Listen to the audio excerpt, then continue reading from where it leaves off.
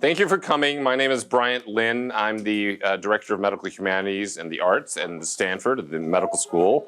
And very excited to bring to you an afternoon of storytelling centered around cancer, cancer experience. As many of you may know, I am a cancer patient. I have stage 4 lung cancer. And I've always been interested in stories and storytelling around medicine. And this is an opportunity to kind of to make lemonade from lemons and really coalesce around, my own story. And hopefully that will inspire other people to share or at least take comfort from my story as well. I know early on in my diagnosis, I took great comfort from hearing other people's stories.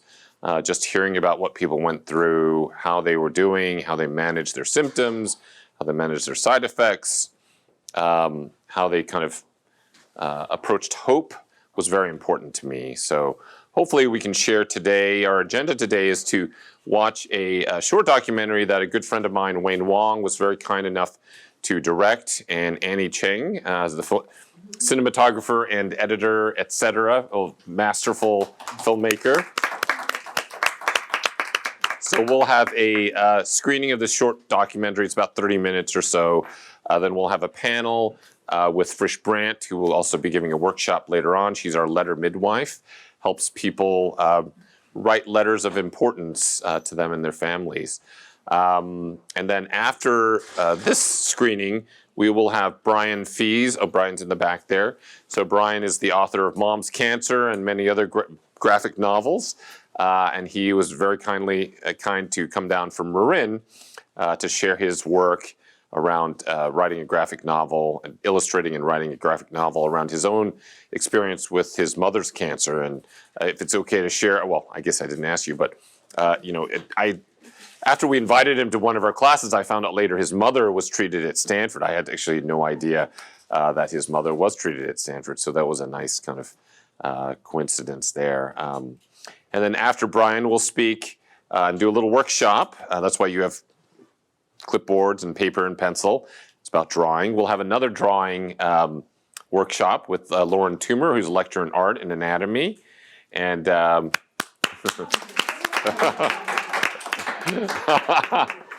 and she will be talking about, helping you illustrate and animate a skeleton.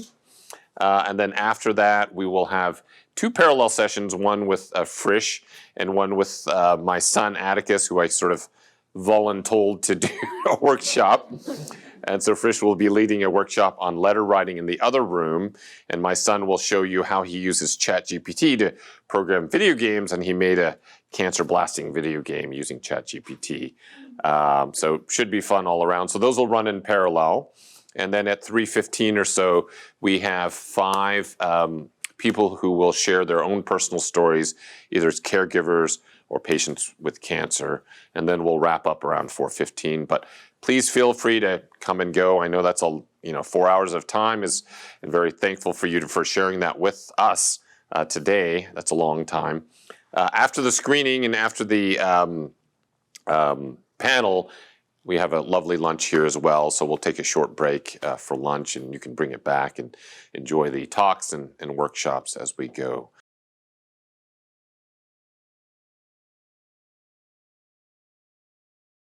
Well, so thanks for joining our panel. You're, of course, key members of making this wonderful film, and thanks to both of you and Wayne Wong for putting this together for me. Really appreciate it. As some of you may know, Wayne is a pretty famous filmmaker, director of Joy Luck Club and other movies, and I happen to know him through Stanford, and he was very kind and offered to kind of put this together for me. I think at the beginning we didn't really know what the story was, but I think because of Frisch's contribution, that was a nice point to coalesce the story around. So let me, I guess, start with Annie here, our filmmaker. I don't think you've ever done anything around health before. Is that right? No, the first time. Yeah, tell me about your experience, working on a health topic.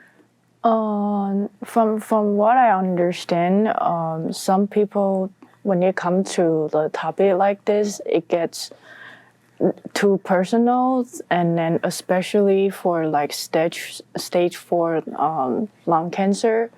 It's a very serious topic because you don't know the subject that you work with, what's gonna happen the next day, and then it's gonna affect the filmmaker himself, like very emotionally. But so I think Dawn, the connection that put me in touch with Wen and Bryant, he picked me to work with Wen because like I think And Dawn's from the Center for Asian American Media. I think he knows because my personality, like I don't usually get too emotional when it comes to like serious topic like this. I can very coming from a very like third point of view to really find a story for this film. So yeah, it's a very very interesting working experience for this topic. Yeah. And Trish, what was it like for you? I know you have a long career as running a gallery in the city around photography and, of course, in film and working with film organizations to train teenagers on how to make film. But this is probably one of the few times, especially around your letter writing, where you've actually been featured. What was this experience like? Well, I'm going to look to I'm looking at you and looking at everybody else. Thank you. And thank you for inviting me into this process. Well, I've been a letter midwife for about 10 years, and this was such a special honor. I don't even know where to begin. Bryant, you've been so influential in the ways in which I've been able to launch the letter writing here at Stanford through Medicine and the Muse, and that has been deeply meaningful to me. And Wayne is a filmmaker for whom I have the greatest regard. In the film Smoke, all his films are interesting, but in the film Smoke, there's this passage about photography, and it's about life, and it's about loss. And those are the things that I'm most focused on. And it's a spectacular 3 minutes between Harvey Keitel and William Hurt. I have the right William. And it's so beautiful and so to the essence of what interests me, which is the irreplaceable value of the quotidian note, the note written today, the note written now for later. And so to bring these all together has been profoundly meaningful. And to help you write a letter and for you to see the process and be the process. It's kind of what you're doing in teaching the way you're teaching right now. You're seeing it, you're being it, you're teaching it. So thank you so much. Well, thank you, Frisch, and thank you, Annie. It's kind of interesting, I've known Frisch for a few years now, and I sponsor her class, the Lasting Letters class, which she teaches at Stanford. But I've actually never, even though I'm officially the faculty instructor, I've never actually been to one of her classes. And oh, you don't know what goes on. I've never actually worked with her on a letter, so this is also a brand new experience for me. And it was different than I thought it would be, and actually much more profoundly moving than I thought it would be. So Annie, what was it like to capture that process? This is a little different than kind of, a lot of documentary filmmaking where there's actually you're capturing kind of a creative process in a way. What was that like in terms of the capturing the letter writing aspect of it? It's interesting to see first because we sort of start filming how Bryant interact with his family and how he's with his family. You can tell it from the screen, like with his son, like he's a very loving and caring father, and also like towards his mom and dad, like he's also very supporting them and always wanted to include them in the family. So we sort of start filming that, and then the next scene was film join to the house, and then we start filming. And at first, we sort of don't know where the conversation go, we just start right there. There's no like pre-production of what is going on. So we just kind of sort of like rumbling on, but it's interesting to see how Fies sort of just like peeling the there just to ask Bryant, what is it actually that you're wanting to like to tell your son? What is actually wanting to like if you have 10 more years and that's the 10 more years you have left, what is it? So it's like it's really hard for someone to willing to be vulnerable, especially I know they have like relationship before, but with like someone that he never met but willing to open up and like in front, it's like it takes a lot for someone to do that. And then also on top of that, like he was being filming, and then it's not everyone willing to be filmed for something that's coming from deep inside them. So yeah, so it's a very interesting experience, I'll say, and I appreciate you sharing and then willing to be catcher for, yeah. Well, thank you. Thank you for capturing that. Frisch, how was the process? Because I've never seen you do this with anyone else. How was the process the same or different with me? Yeah. Well, as you volley questions to us, I realize that we need to ask you some questions. So I will answer that, and then I will try to ask you a question, because that's what I do. There is something common and always bespoke in each letter. And similar to Annie, what you said about the film, I don't know where it's going to go. We just start. Sometimes people don't even know who they're going to write to or what it is they want to say. But it is something about creating the space and just taking that walk together. So it's similar and always different. So I'm sure, unless you have questions you want to answer yourself, I would ask you, Bryant, what was, you invited me to do the letter writing with you. You invited Wayne and Annie to film you. How has this impacted this really phenomenal process that you're on? It would be phenomenal even without that, but the fact that you have invited the filmmaker, the letter writer, the classes, tell us how this is impacting your journey.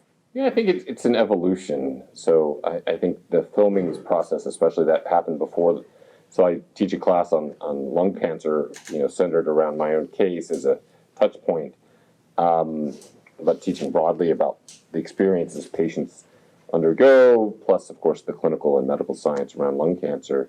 And I would say it's an evolution. I think early on it provided an opportunity for reflection.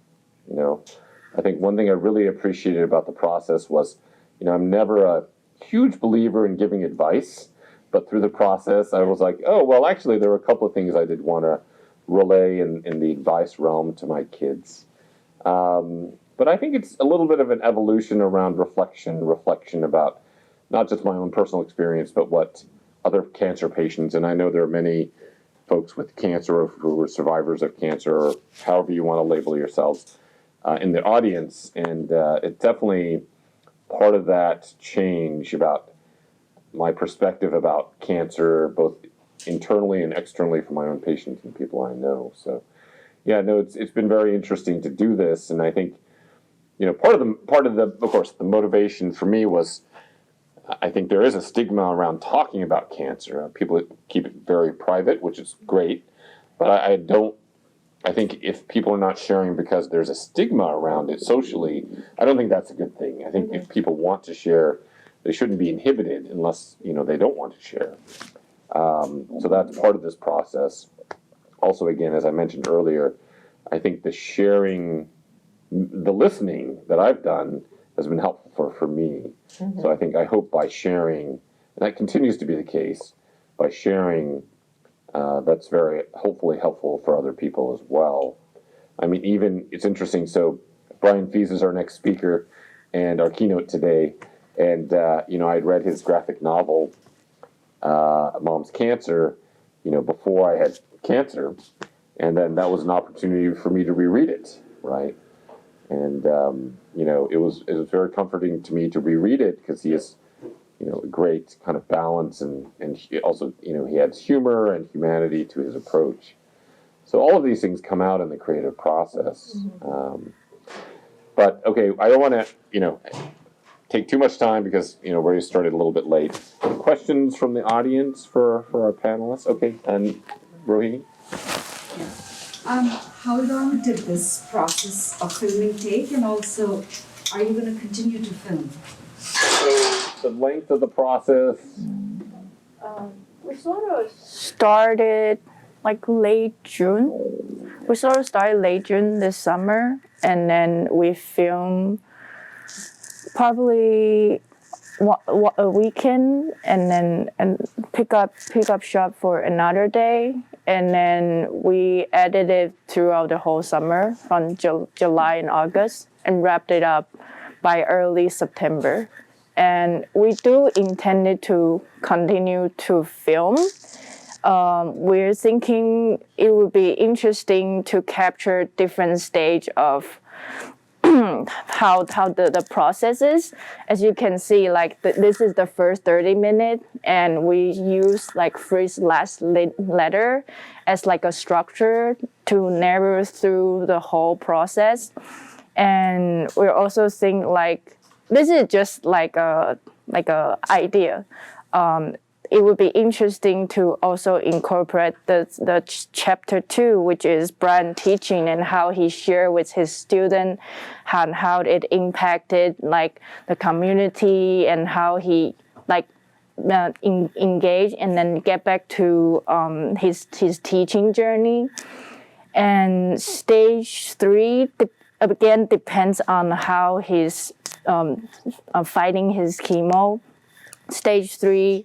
Chapter 3 will be something next year spring, and then we continue capture how his journey and so forth. So that's just an idea. So we don't have funding for that. This Act 1, which is a nice, also self-contained short documentary, was graciously supported by Wayne and Donald.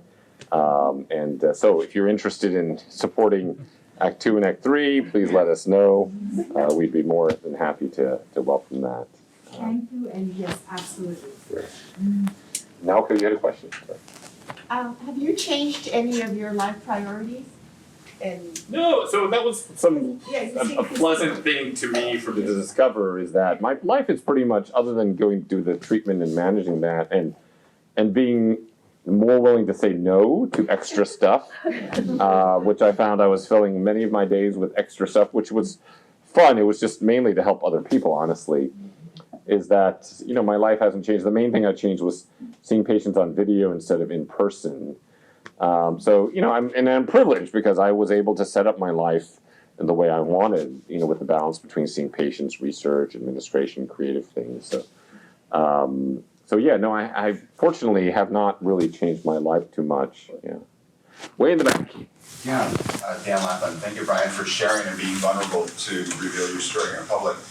With your role in medicine and the muse over the last few years, has this, your current medical condition, has it created an opportunity for you to examine, well, what are the roles of arts and humanities and the resilience, the expression, that you've got these biochemical signaling of genomes and cells and such like this, but then you have art and music and poetry and writing.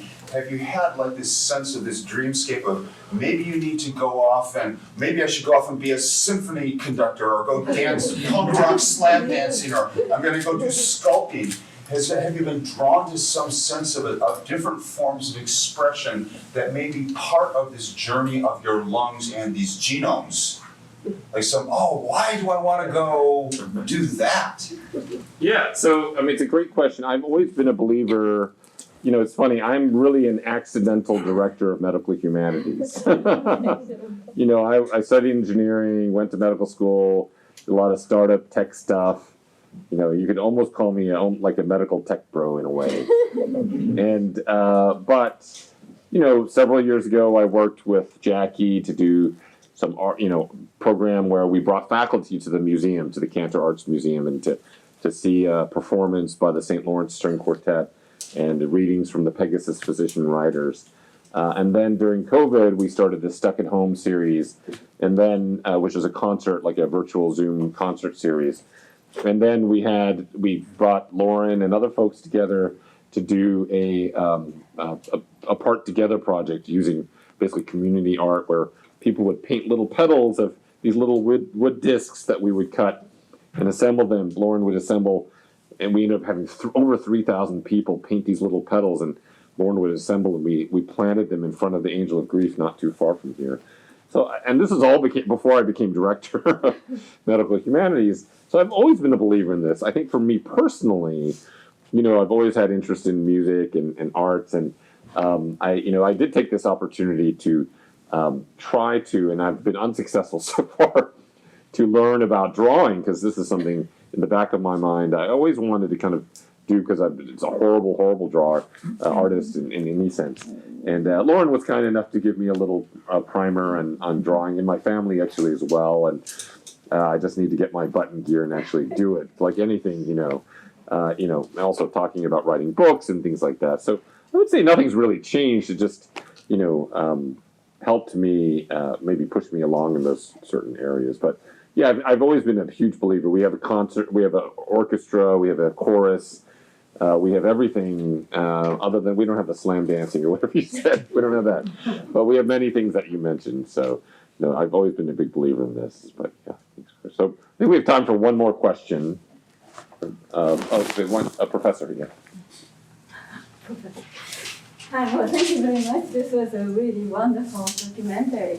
I noticed that there's scenes, scientific part, and then sort of serious letter writing, but also there are funny, cute, comical family scenes there. And it's very good to have them, sort of quotidian, funny scenes. And how was that the decision that you made to do that, or how and how much of Bryant's sort of suggestion went in there? I asked this question. I didn't suggest anything to that. It was all Wayne and Annie. So I asked this question because I have a project called Sharing Conversations at core life experience across life, but I noticed that when I study conversation, I'm a linguist, conversations among older women talking about their disease, husband's death, and all that, they always have this quotidian moments, and that seemed to be, lots of times those scenes are cut off from documentaries, but then they seem to shine quite a lot in their lives. And so I was wondering what kind of decision you made to include those and how you thought it was important. I think as Brian fighting through his journey, they're a very important part that I thought of discuss with Wen, like what is the message we're wanting to convey to the audience? What do we want them to reflect? And then the very important part is like the lung cancer. So we work with Dr. Wigley, and she sort of shared the insight about how she treated Brian when they discovered. And the second part, of course, Brian's a human. We're all human. And we have our life.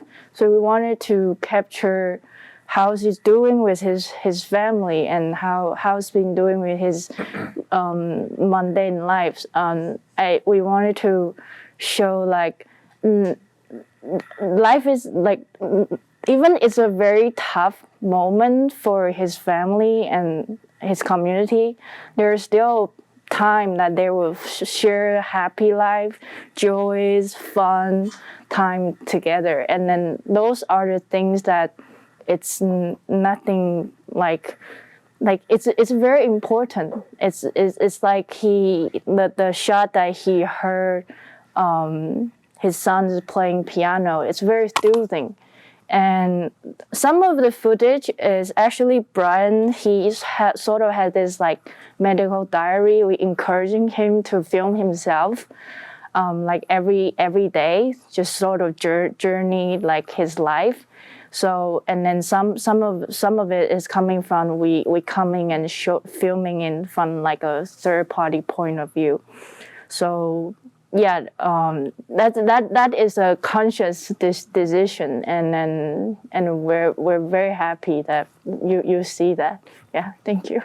Well, thank you so much for your attention. I'm trying to get us back on time a little bit, so help yourself to lunch while we prepare ourselves for Brian Fies. Thank you.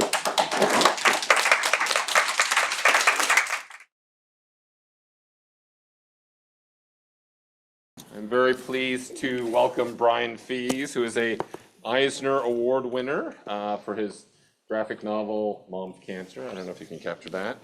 But I was actually kind of introduced to him first with The Last Mechanical Monster, which is his latest, I think is your latest book, right? One, yeah. But really, you live not too far, you live in the Bay Area, so I was happy to hear that you could come down when we first invited you to a class a couple of years ago, so thanks for doing this. So please join me in welcoming Brian Fies. Thank you. Eat fast because I'm going to make you draw. That's what the clipboards are for. Thank you for having me. I'm honored. I'm an evangelist on this whole topic of mixing art and science and medicine. So I feel like I'm in my element talking to my people here. I've done 4 graphic novels. My first was Mom's Cancer, and that was 20 years ago. Before that, I was a journalist, I was a chemist, I was a science writer. I had a lot of different careers, but I always had this undercurrent of wanting to be a cartoonist and trying to get published and, you know, doing those struggles that people do in creative fields where they fail an awful lot. So coming up on 20 years ago, when I was in about 40, my mom was diagnosed with stage 4 cancer, unlike Bryant. Lung cancer. And I was a journalist and I was a writer, and I thought, well, I want to tell our family story somehow, because even though I have a sister who's an RN, we kept getting surprised by things. We'd go to the doctor and just kept getting hit in the head with boards, 2x4s of things we didn't expect and didn't understand. So I wanted to tell our family story somehow, to kind of draw this roadmap. People come along Cancer Road behind us. And, but I didn't know how. And then one day I took my mom to chemotherapy. And if you or yours have been through chemotherapy, you know it's pretty boring. The patient sits in a comfy chair and there's often a sedative in the IV. And so they conk out for a couple hours, and I'd taken a little paperwork to do. And while my mom was in the chair, I drew a picture of her. I did a sketch of my mom getting chemotherapy that day. And I had notes along the margins of what the drugs were and what the IV pump was set at. But I also noted things like she had a strawberry milkshake beside her, and she was playing a little video game, and she had this walking stick that she had whittled herself from a trip to Alaska kind of thing. And I realized that in this one drawing, a combination of words and pictures, I captured more about what that day was like than I could have said in 1,000 words. This drawing was that day. And that's a cartoon, that's a comic. So I said, that's how I'm going to tell our family story. I'm going to make a comic. I'm going to make a comic strip of our family story.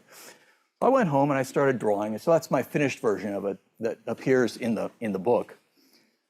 And I didn't know what to do with it. So I put it online, because online is cheap and easy. And for $12, I bought a domain name and I put it online.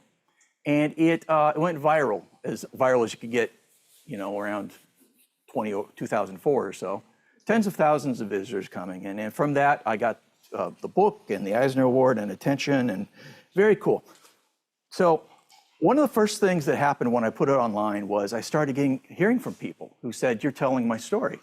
And I started getting notes from people like a nursing instructor in Australia who asked permission to use some pages from my story and said, we run a course to train nurses to provide care for people living with lung cancer and their families. Some of the nurses who take this course live in remote areas with limited web access. We're always looking for material that will inform their understanding and also be useful to pass on to their clients and families. So this was a thunderbolt, because we all know intellectually that the World Wide Web is worldwide. But when you put something on the web and 10 minutes later you get an email from a nursing instructor in Australia saying, can I use your stuff? That was stunning to me. That was stunning to me. So I had the webcomic and I had the book, and that was nice. And in 2010, I got an invitation from a doctor in England named Ian Williams, who said, I'm doing this one-day conference on graphic medicine. I don't know what graphic medicine is, but do you want to come to England and talk about mom's cancer? And I'd never been to London, so I said, hell yeah. And I went and I spent it. Now, this is some of the people. I'm standing in the back here. It was the first graphic medicine conference in London, and about 75 people came to a one-day conference. In the years since, they've had it every single year, either in North America or Europe. They alternate. And it's grown to 2 days, and it's grown to hundreds and hundreds of people. And graphic medicine is this discipline of doctors, nurses, university professors, healthcare providers, and cartoonists all coming together to figure out how comics and healthcare can combine something better than the sum of the parts. You know, what do comics have to offer healthcare? And it's a big tent. For example, you can just use comics in public health. One of my favorite examples is Seattle and King County put out a comic book called No Ordinary Flu. They did this before COVID, by the way. That is about how you manage a flu outbreak. And you wash your hands, and you all the precautions one would take. This has been translated into 23 languages, and they've distributed tens of thousands of copies up there in Seattle of here's how you avoid the flu. Okay, so that's simple and straightforward. There are a lot of people working using comics in a bioethics and informed consent angle. Like studies have proven that people absorb information more when it's illustrated than when it's not. So you're trying to explain somebody's a procedure to someone. If it's illustrated, they'll get it better than if it's not illustrated. Or if you want informed consent from a child, here's what we're going to be doing to you tomorrow. A comic is often a really nice way to approach that. So there's that. Diary and journal is part of the healthcare process. There's a lot of healthcare providers who are using it as sort of almost like a biofeedback technique of having the patient express themselves and what they're feeling, what's going on with them, and also in a therapeutic sense of using that as information that informs the treatment plan. It's sort of like journaling, except some people aren't comfortable writing a journal. They don't feel like they're good writers, but anybody can draw a smiley face or a frowny face and say, this is how I felt that day. So there's that aspect of it. And this is an article in the British Medical Journal about that, use of comics in medical education and care.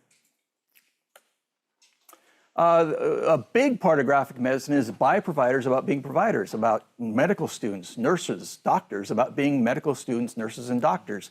The tragic comedy of being a medical student in Pennsylvania.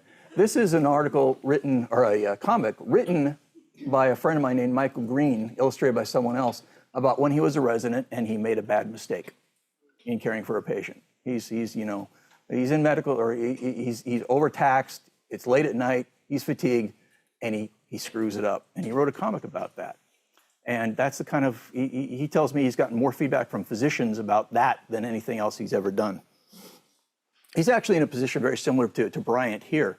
He works in Pennsylvania at Penn State, but medical humanities, teaching people, using comics and art and literature, integrating that into his curriculum. And then there are comics by providers about being providers. And my book, Mom's Cancer, is part of that. Taking Turns is by my friend M.K. Zerwick. It's a great story.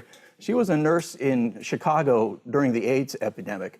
And so she started one of the first wards dedicated to treating AIDS before they knew what AIDS was. And she was the last one there to turn out the lights when it was treated well enough that they didn't need to be there anymore.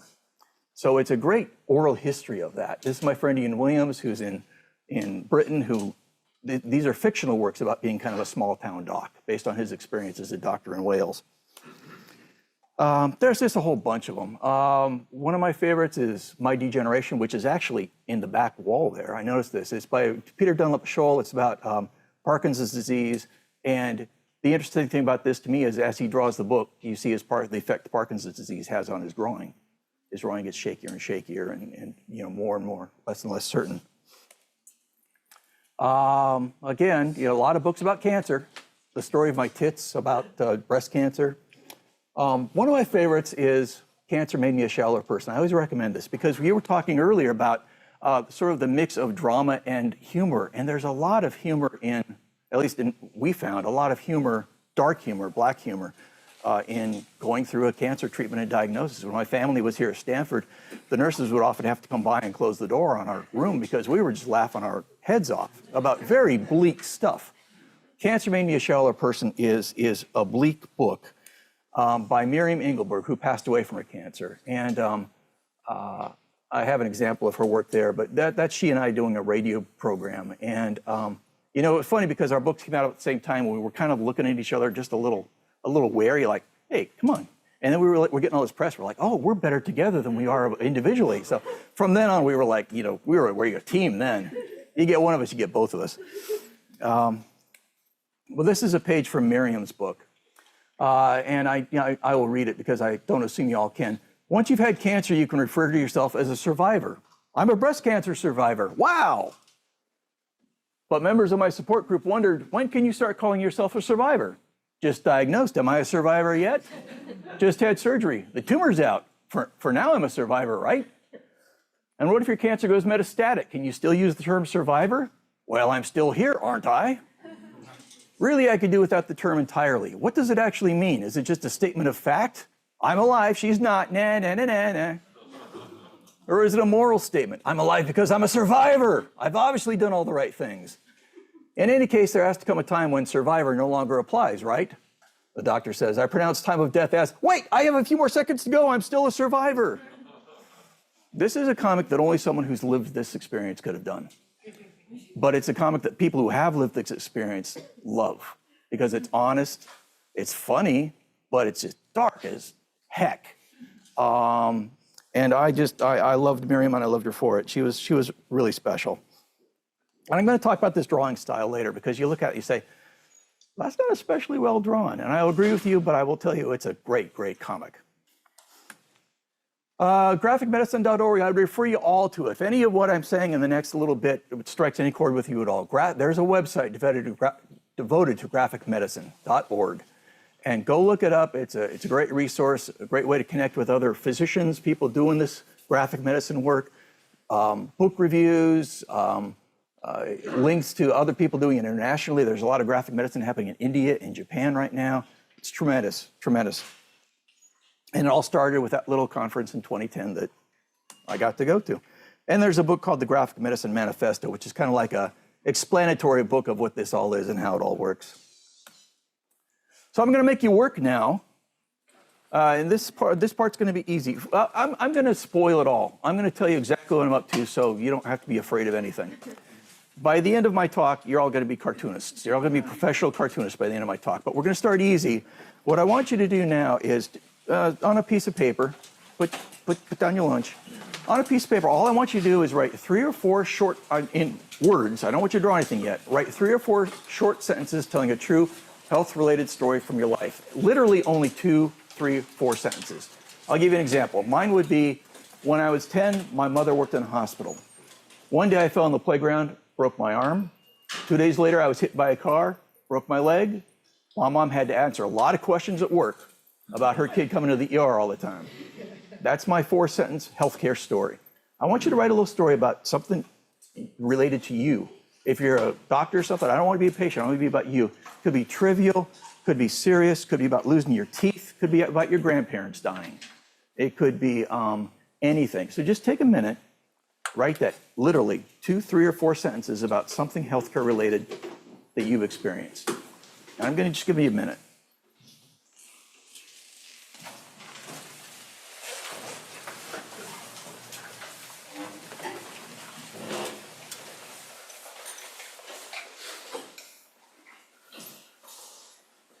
By the way, everything I'm going to do just hinges on you all being good sports and playing along. So please work with me. Because if we do, we're going to have fun. And learn something.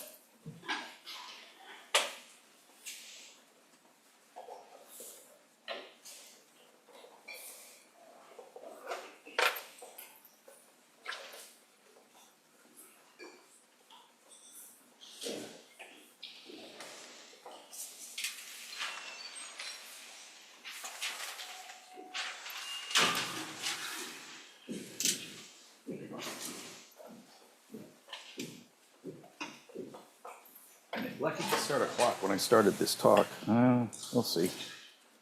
Somebody let me know if I'm going over. Okay, I'm going to keep going while you keep writing. You can, watch me out of the corner of your eye if you want to. I want to talk a little bit about why a comic.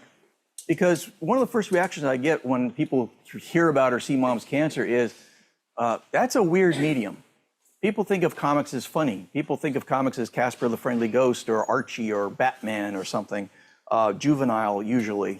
Why a comic? And my answer is it's a medium I was familiar with and very comfortable with working in. But I'm going to try to sell you all an idea that something I believe is that comics can do a lot. Comics can do more than people think they can do. Comics can be juvenile or adult. They can be humorous or serious. They can be fiction or nonfiction. Comics is just another medium, another way to tell a story. It's like film, theater, novels. It's just another way to tell a story. Comics excel at symbolism and metaphor. There are some things comics I think do better than any other medium. This is 2 pages actually from Mom's Cancer, and I had a storytelling problem. I needed to explain to the reader early in the story what was wrong with my mom and what we were going to do about it. And so I thought of the metaphor of the Operation board game. That's a drawing of my mom as the little Operation character. And I want to talk about the fact she had a brain tumor and she had a lung cancer and she had water on the lungs and she had seizures and weak extremities and fatigue and confusion. We were going to do a gamma knife radiation on her brain, anti-seizure medications and patience, and shortness of breath and cough. So it's 2 pages because in our experience, it was like doctors were treating 2 different patients. We had the head doctors and we had the chest doctors. And they weren't always talking to each other. They were sometimes literally on different pages. So this is on different pages in the book. And so that's, if there's any symbolism there, that's that. But I'm just explaining that we're going to have 6 weeks of intensive radiation chemotherapy, follow up with chemo, drain the lungs as needed, repeat until better or dead. So that's that metaphor. And this is a very straightforward metaphor. We're trying to explain to Mom what's wrong with her, and she's weak and confused, and we tell her she has stage 4 cancer, and she says, I thought there were 10 stages. She thought 4 was pretty good, you know? And my mom was not an unintelligent woman, but she was overwhelmed. She was, the cliche is she was drinking from a fire hose of information, and she couldn't absorb it all. It was too much. And so I could draw that. I could draw her drowning in medical jargon, and I don't have to say that with words. I can draw my mom drowning in medical jargon, unable to take it in, unable to explain it. That's a metaphor. One day we were walking into Stanford, walking into the radiation lab, and my mom said, I feel like I'm walking into Dr. Frankenstein's laboratory. And if you've been in a radiation lab, they don't look like Dr. Frankenstein's laboratory. They're all white and stainless steel and clean. They look like Apple stores. But I could draw my mom's impression of that. Artist's conception, your terror may vary. This is what it felt like to my mom. And people who've been through it, they all look at that and they all see that mask, that mesh mask that pins your head down to the board. And that's the little bit of verisimilitude that somebody who's been through it knows and somebody who hasn't been through it doesn't get. But that mesh mask is just, ooh, that runs a chill up your spine to see that mask. But if you don't know it, you still get the metaphor of, yes, we're walking into Dr. Frankenstein's laboratory. There was a time when, I would script out my story before I would draw it. And I'd written the words, balancing Mom's medications was like walking a tightrope. And I was very unhappy with that because it's a cliche and I would be ashamed to write that. But I was not ashamed to draw it. So now I can talk about pulmonary embolisms, and I can talk about IV blood thinners, and I can draw my mom walking this tightrope, and I don't have to say a thing about walking a tightrope. I'm drawing the metaphor. And so my mom's walking this tightrope, and things are going pretty well until a buzzard lands on one end of her pole, and she finds out she's crossing an alligator tank, and an elephant lands on the other end of the pole, and the rope catches on fire. Everything's going to hell. I can draw that. I don't have to say anything about it. And then this last panel where Mom says, why is my vision blurry? And the off-camera voice says, take your pick. That literally happened. She called her doctor and she said, my vision is blurry. What's happening? And the doctor's nursing assistant, I guess, or physician's assistant said, well, you've got brain tumors and you're on 87 different drugs. Could be anything. Take your pick. It was very dismissive, very cruel, but also almost funny. And so You know, I mean, it wasn't funny at all, but you got the camera voices, ha, ha, ha, ha, ha. This is getting way too complicated. I could draw that metaphor of walking the tightrope without actually saying those words I dreaded to say. A cartoonist is the master of time and space. In a comic, you control everything, the horizontal, the vertical. That's an old reference. A little comics education, how comics work. The fundamental unit of a comic is the panel. It's the square, the box that the action happens in. How a page is laid out defines the pace, mood, and style of the story. Panel, size, and placement convey meaning. And this is my favorite example of that. Told to me by a cartoonist friend of mine. He said he was having a little kind of competition with another cartoonist to draw emotions. Draw happy, draw sad, draw frightened. And one cartoonist tells the other, draw lonely. And his friend draws something like that, somebody kind of lonely and glum and looking sad. And the other cartoonist grabs the paper away from him and says, no, that's not lonely. And he draws a big box around it and says, that's lonely. Right? We've added literally nothing to the drawing except negative space, except empty space. That's the power of a panel and in storytelling. So, that's the fundamental unit of a story. When I say you're the master of time and space, I use that in Mom's Cancer by showing my mom walking into the clinic with my sister, my other sister, and me as the tree loses its leaves as as autumn becomes winter kind of thing. I can show that as it's almost like I forget what they're called, but in movies, where you get the woo. Mom smoked for 45 years. I nagged her to stop almost from the day I could talk. I take full responsibility, but my Uncle Joe is 90 and still smokes. How is that fair? I know I did this to myself, but maybe it was fumes from all the wood refinishing I used to do. At least I quit on my own right after my seizure, but I still want it. I'd smoke a pack now if I could. Somehow saying I told you so turned out to be a lot less satisfying than I imagined. So, superficially, it's a story about my mom kind of wrestling with how much responsibility to take for her illness. And we're not putting that on her, she's putting it on herself. But what's also happening is you'll notice she's losing hair through the process. She didn't lose her hair in one conversation. She lost her hair over weeks. It took a long time. And the implication is this is a conversation that didn't happen once. This is a conversation that happened over and over and over and over and over and over again. If the reader picks up on that, great. If they don't, you haven't lost a lot. But this is me playing with time in the confines, in the medium of comic stripping. All right, we're going to do an entirely different workshop. So turn that piece of paper over, get a new piece of paper. And this is where I really need you to work with me. You got to come with me on this one, all right? Take that piece of paper and fold it in half one way, fold it half the other way so it's in quarters. I want you to fold that piece of paper in quarters. Just like half that way, then half the other way, and then unfold it so it's quarters. Just like so. I don't care if it's landscape or portrait. Piece of paper with 4. And then you decide which going to be the upper left. You can even number if you want 1, 2, 3, 4, or 1, 2, 3, 4. Go ahead and number them. And what's going to be number 1? I don't want you to start drawing yet. I'm going to make you draw, but don't do it yet. I'm going to ask you to do some simple shape. I've got a heart here, a star, a circle, a triangle, some simple shape. Don't do it yet. I'm going to ask you to give it some eyes and a mouth, maybe something to express itself, and some way to move around. Legs, wings, tentacles, wheels, very simple shape, right? Oh, a square with wheels or something like that. Don't do it yet. And then I'm going to ask you to give it somewhere to go, like through a door, up a ladder, down a hole, through a magic portal, if you feel like drawing a magic portal. That's a stretch. But so the idea is that this is a simple, replicatable shape, something you can draw fast and easy, with some way to express itself, some way to get around, somewhere to go in box number 1 on your piece of paper. So upper left corner. And I'm going to give you literally 2 minutes to do that because I don't want it to be good. I don't want to be fussing over this. So I'm going to set my timer for 2 minutes and draw that. Draw a shape, somewhere to go. And you can have it saying something too. Oh boy, falling down the hole. Yahoo, what's up this ladder? So do that.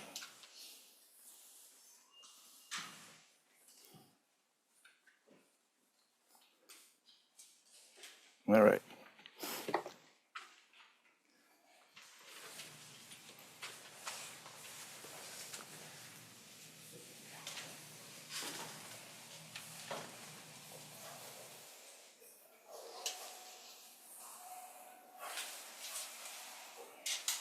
Bryant, could you, when time comes, could you give me like a 15-minute heads up when I should be done? Yeah.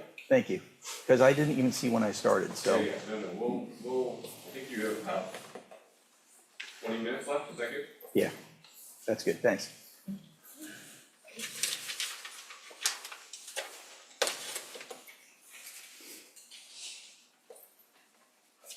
All right, we're coming up on a minute. So finish that drawing, that very easy, quick, unskilled drawing. It's got to be bad.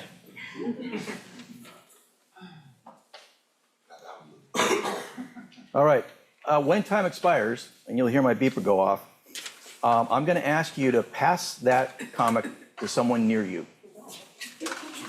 I'm going to ask you to pass it on. So we're going to try to, it's called a jam comic. Everybody's going to contribute a little bit to this. So go ahead, pass them around when you're done. There you go. Pass it to somebody. Find someone to give it to.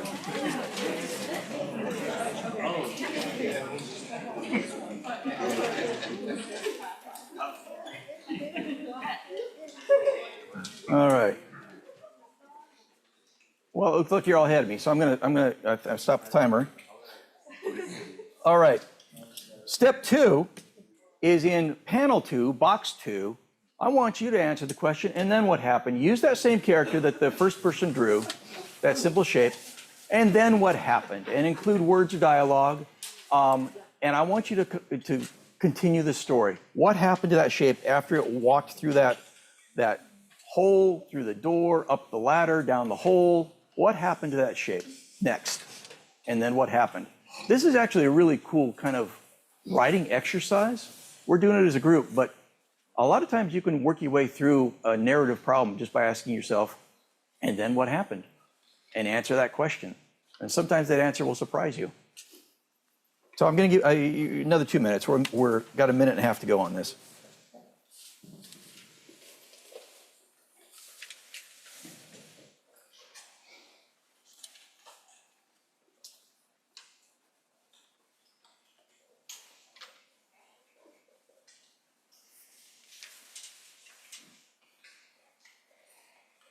And again, I don't want this to be good. There's always somebody who's like wanting to be an artist. I don't want, put that away for today.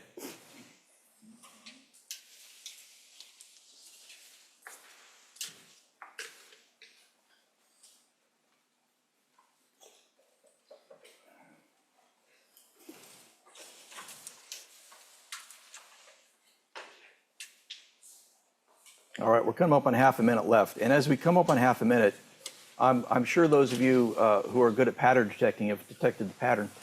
What I'm going to ask you to do is pass it to yet a third person who has nothing to do with the first two. And I'm going to ask that third person to answer the same question, and then what happened? What happened to that shape in panel number 3? So find yourself a third person who's unrelated to the story so far.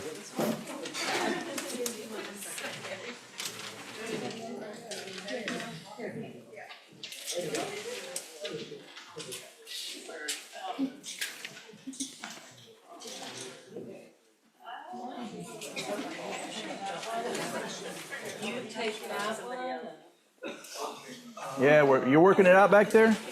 Oh, there's the timer.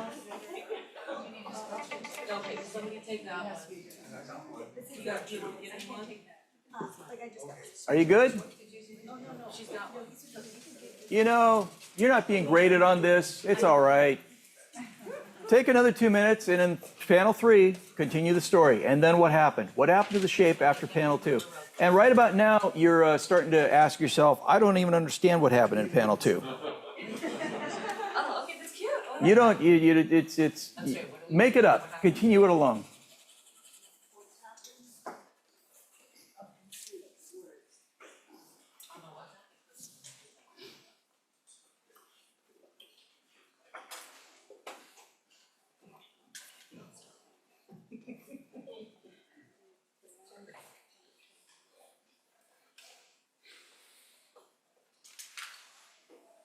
It's a good creative icebreaker. It's the kind of thing actually cartoonists will do when they all get together.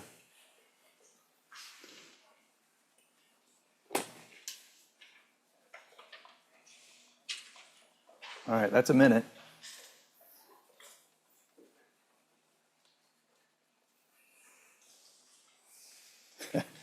What's that say? Okay, good.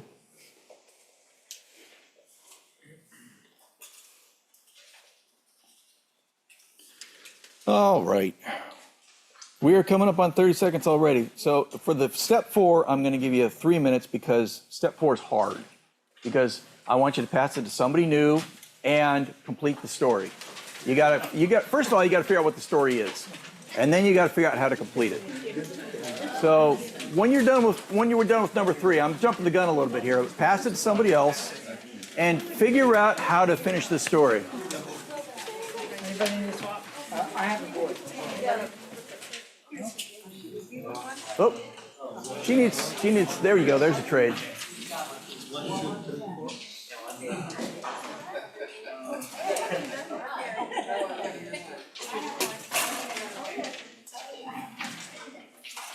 All right, everybody got something to draw? Oh, it's okay. It's okay. Again, you're not being graded. Oh, thank you. Thank you. All right, so finish the story. I will tell you, I've done this exercise with Girl Scout troops, and if you want to be terrified, do this with Girl Scout troops. 12-year-old girls are the darkest, bleakest people on earth. Their characters are all fed into wood chippers and crushed by boulders, and if you can, try to have an uplifting ending, because I've seen a lot of death and destruction in these 4-panel stories, mostly at the hands of 12-year-old girls. They're working something out. All right, we got like a minute and a half to go here. And then the final step of this process is going to be getting it back to the original person, which is going to be a nightmare. And I don't even know if that's worth doing at this point, but we'll give it a try. Hopefully the comics haven't wandered too far. I should have had you write your names on them, but I forgot.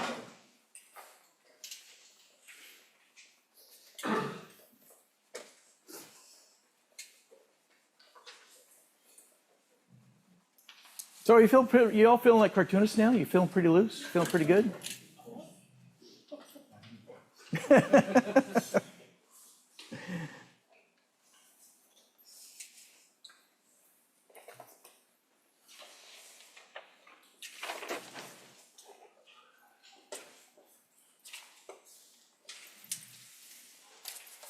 All right, we got like a minute to go. So if anybody's feeling like they're done, I guess try to figure out how to get it back to its originator. I don't know. Yeah, maybe. Pass them around.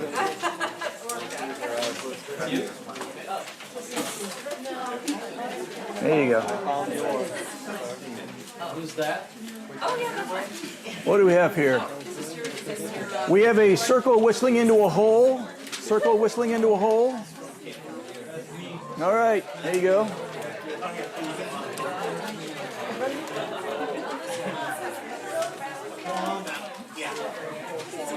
What do we have?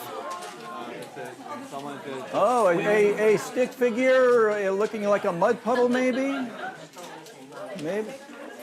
Yeah? Is this you? No. Stick figure. All right. No stick figure. All right. All right, well, I don't know what to do with that. All right. Let me get you back. Let me have your attention. So, what I'm hearing is what you hear when you do these things is laughter and a little dismay of you've already fallen in love with your little character and something awful's happened to your little character. Or that story took a twist you did not expect. Or something like that. And this is part of the looseness of the creative process. And it's like I say, it's a nice ice-breaking thing to kind of get the creative juices flowing. But it's also kind of a serious storytelling exercise. Because as I said before, sometimes the simplest question is to ask yourself, and then what happened, and then tell what happened as plainly and simply and clearly as you can. I want to get you over the hump. A lot of people say, I'm not an artist, I can't draw a straight line. And nobody can draw a straight line, that's why you have rulers. I'm interested in the lines that nobody but you can make. You don't have to be a great artist to be a great cartoonist. And there's some good examples of that. This is Randall Munroe, who does a comic strip called SKCD. Very simple stick figures and wonderful cartooning. Are you coming to bed? I can't, this is important. What, someone is wrong on the internet. It's a classic meme, and it's a stick figure. One of my favorite cartoonists, James Thurber. All right, have it your way. You heard a seal bark. Just a wonderful cartoonist. One day he was at the New Yorker office trying to draw something really fancy, and writer E.B. White came by and said, "Don't do that. If you ever got good, you'd only be mediocre." This is a paraplegic cartoonist named John Callahan who did this cartoon saying, "Don't worry, he won't get far on foot," as the posse finds his wheelchair. He's a paraplegic cartoonist. He had very low mobility in his hands. He could control a pen with two hands together like that. This is Ali Brosh, who did a book called Hyperbole and a Half about her own depression. And she draws this very crude style and says, "Maybe if I hold super still, no one will notice that I'm not invisible. No, see, I don't necessarily want to kill myself. I just want to become dead somehow." Very serious, very grim. Poor art, fantastic cartooning. Fantastic storytelling. Very, very emotive. These are all friends of mine who have this, including Miriam Engelberg, who have this kind of, I guess one would call it a naive art style, but very effective storytelling. You don't have to be a great artist to be a great cartoonist. Cartooning is storytelling. And telling a story clearly, honestly, and authentically is more important than craft. And I believe that. So we're getting low on time. So the point of the goal of having you write those 4 sentences at the start, or 3 or 4, was to have you draw a cartoon using those 2 or 3 or 4 sentences. What I'm going to ask you to do now is just start that process. I don't want you to draw all of them, but take that first sentence and make a comic out of it. Illustrate that first sentence. You know, when I was 10 years old, my mom worked at a hospital.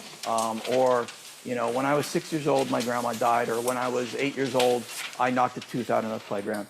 Try to draw that first sentence as crudely and simply and in your own style as you can. Just take a couple minutes and do that. And we're not going to have time to complete the 4 panels, but I think you can imagine how that goes. And I'm gonna stop talking while you do that.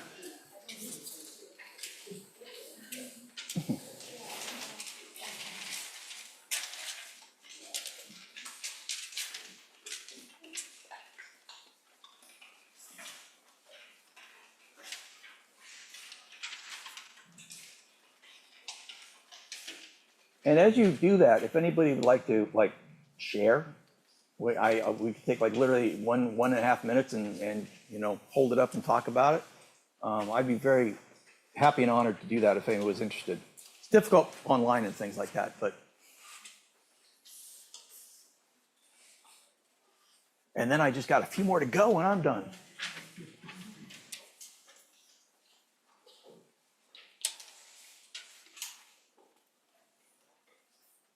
I will continue to talk while you're drawing because this isn't a part of my standard talk, but it just occurred to me, I think it's important, is that I did Mom's Cancer thinking, hoping, intending that it would be published, and it was.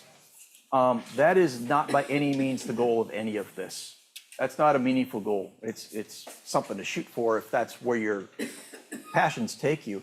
But more meaningful is to do something like Bryant did with that film, is to leave something for your survivors, or to tell a story to your family, very much like the letters. You know, your letter could take the form of a comic, a story of your life, the story of your illness, the story of your treatment. You know, it doesn't have to be the best written, it doesn't have to be the best drawn, it just has to be from the heart. And if it's from your heart, it's going to be authentic and possibly not publishable, but you know, as valuable as gold or anything else to your family and to you. You know, I look back on Mom's Cancer, and there's things in the book that I don't remember. And if I go a little while without reading it, and I read it, it's a diary. It's a diary of what my family's going through that time. And if nothing else, your graphic medicine, your comic of what you're going through at this time can be a treasure for yourself and for your family and for your kids and your grandkids. All the more so because it's done by your hand. It's your words, it's your pictures, it's your skills. Does anybody have anything at all in that first panel that they'd be interested in sharing? And I'd understand if you're not, because we don't have a completed story here. What I'd urge you to do is, if this has sparked anything in you, go home and draw the next 2 or 3 panels. Just go home and do it. And if you do that, I am honored and empowered to welcome you to the graphic medicine community. You are now a graphic medicine practitioner, e pluribus unum, and I'm honored to have you in the club. So, you want to share? Please do. You did all 4.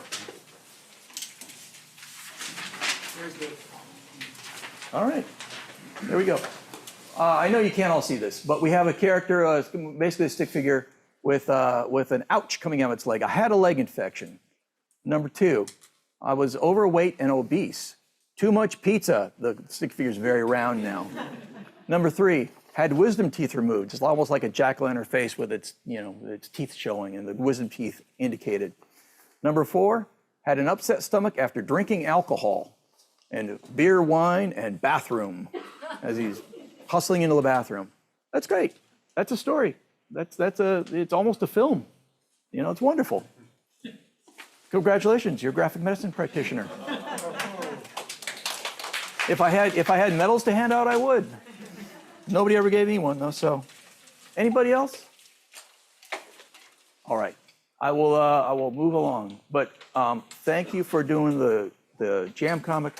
Thank you for being good sports about this. I'm looking down, I'm seeing you're all doing it, and even electronically, amazingly enough. And I really appreciate that. Oops, why comics work. I talked a little bit before about why I think comics are a good, unique medium that can do things other media can't do.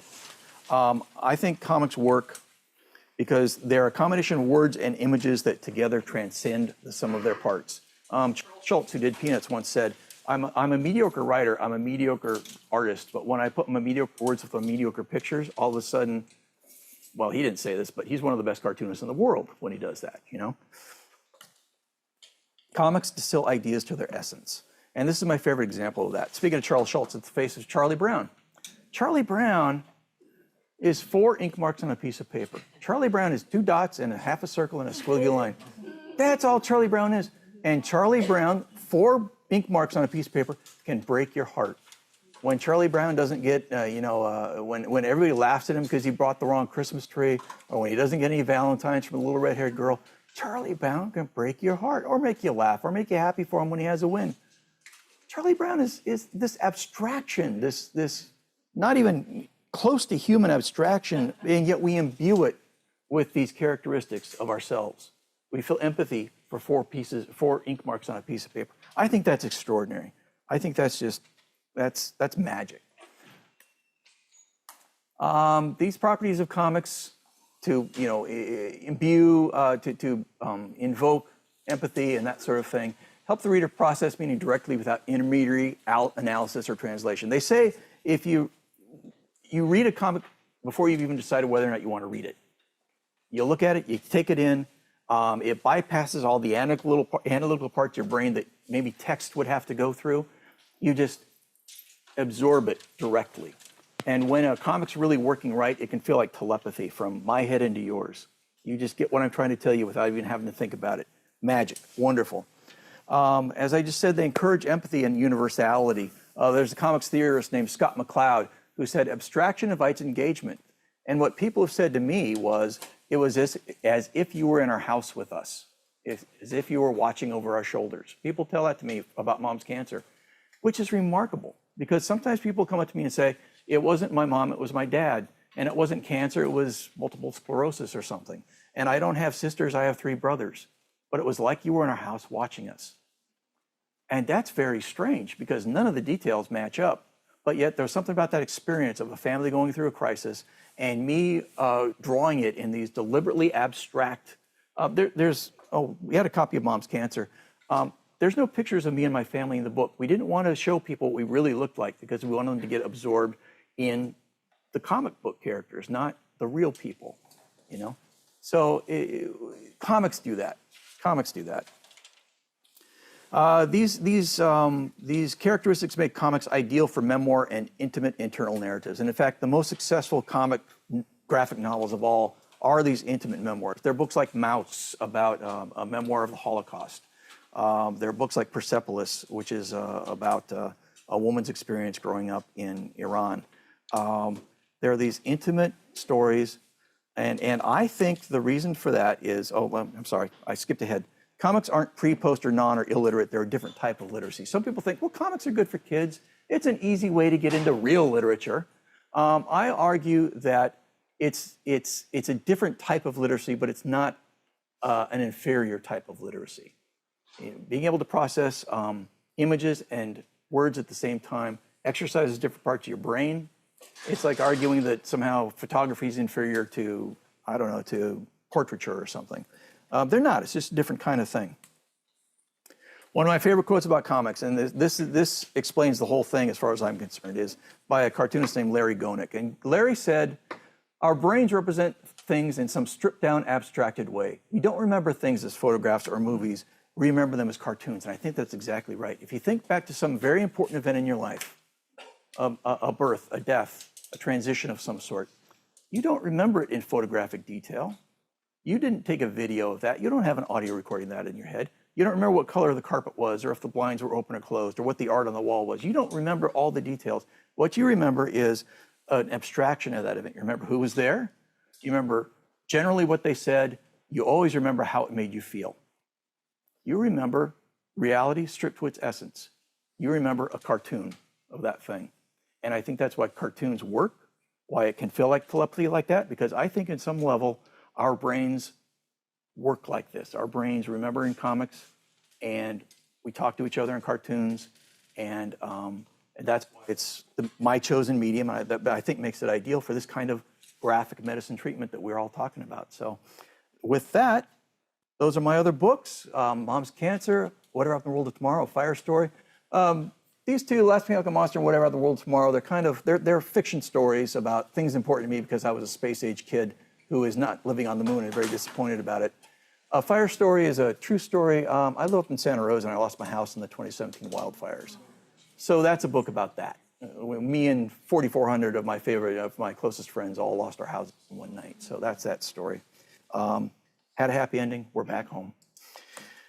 And with that, do I have any time for questions at all?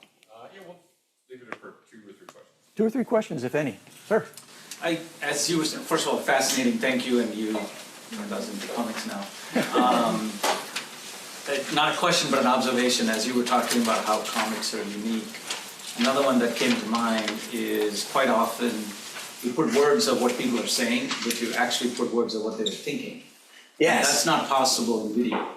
Yes. Generally, other than somebody talking like a donkey or something. Yeah, I think in film you could do like a voiceover or something like that, but you're right, in film I think it's kind of considered a little hokey or something, but it's very much in comics you can see what someone's thinking, exactly right. And it is, I suppose in a novel you can do that too, but it's unique in that way, to be able to do it visually. It's not just abstraction of reality. I actually think in this dimension you provide more depth than you can in video. I agree. Thanks for saying so. That's a great observation. Anybody else? Yes, sir. What ethics are involved in this? What ethics are involved in this? If I take your question right, you mean telling other people's stories? Or? Whatever is universally acceptable.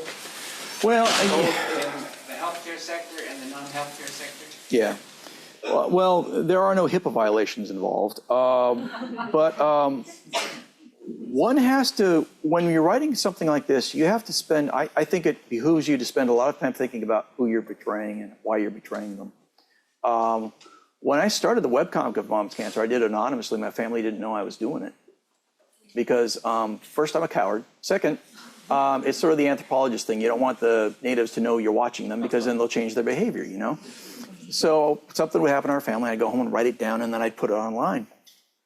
Nothing intimate, but just, that was the way it worked. And then it went viral, much to my surprise. And one day I got an email from somebody who said, "Hey, I think I know your sisters." And I said, "Oh, shit." So I called them all. I called my mom, I called my sisters, I called my stepfather, who's a character in the book. And I said, "Hey, I've been working on this thing. Go to this website, tell me what you think." And so my ethical ladder looked like this. If my mom had been at all distressed or hated it or said, "I don't want you doing that," I would have killed it all immediately. It would have been dead. Nobody would have ever seen it. Fortunately, my mom loved it. My mom always had a dramatic flair to her. She saw it as a chance to get something good out of this horrible thing that was happening to her. So she called me back and said, "It's great. I can't wait to find out what happens next." My sisters were a little less sanguine. My sisters were like, "That's kind of not how I remember everything, but I accept that that's how you remember everything, so go ahead." So I had my sister's blessing as well. I think if my sisters had said, "I want you to change this," I probably would have changed something to make them happy. My stepfather, I was a little estranged from at the time, and he doesn't come off good in the book. And so I was prepared to do it whether he liked it or not. But he called back and said pretty much the same thing my sisters did, which is, "It's your story, you've got to tell it." And that actually brought us closer together. We've been closer together ever since. That he gave me permission to make him look bad. And I will always admire him for that. So, but there are, I forget which, but some famous author said that every act of writing is a betrayal. You're betraying a confidence. You're saying something that somebody probably wishes you wouldn't. And you just got to find that line where you're comfortable and not likely to get sued. Well, thank you so much for joining us today. Thank you.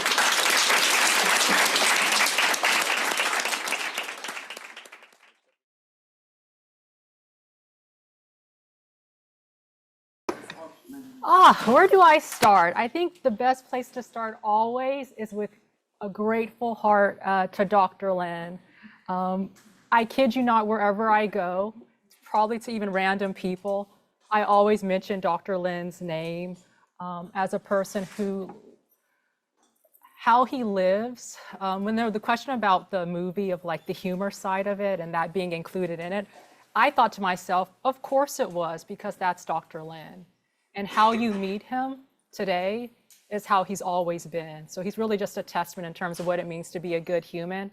I always say if medical humanities had like a poster child, it would definitely be Dr. Lin. For me, in the kind of area of art and anatomy, people are always curious as to what that means. Within my own life, yes, we do art, and yes, in terms of teaching anatomy, that's part of it. But I always say that it's so much more. It's this idea of looking and seeing.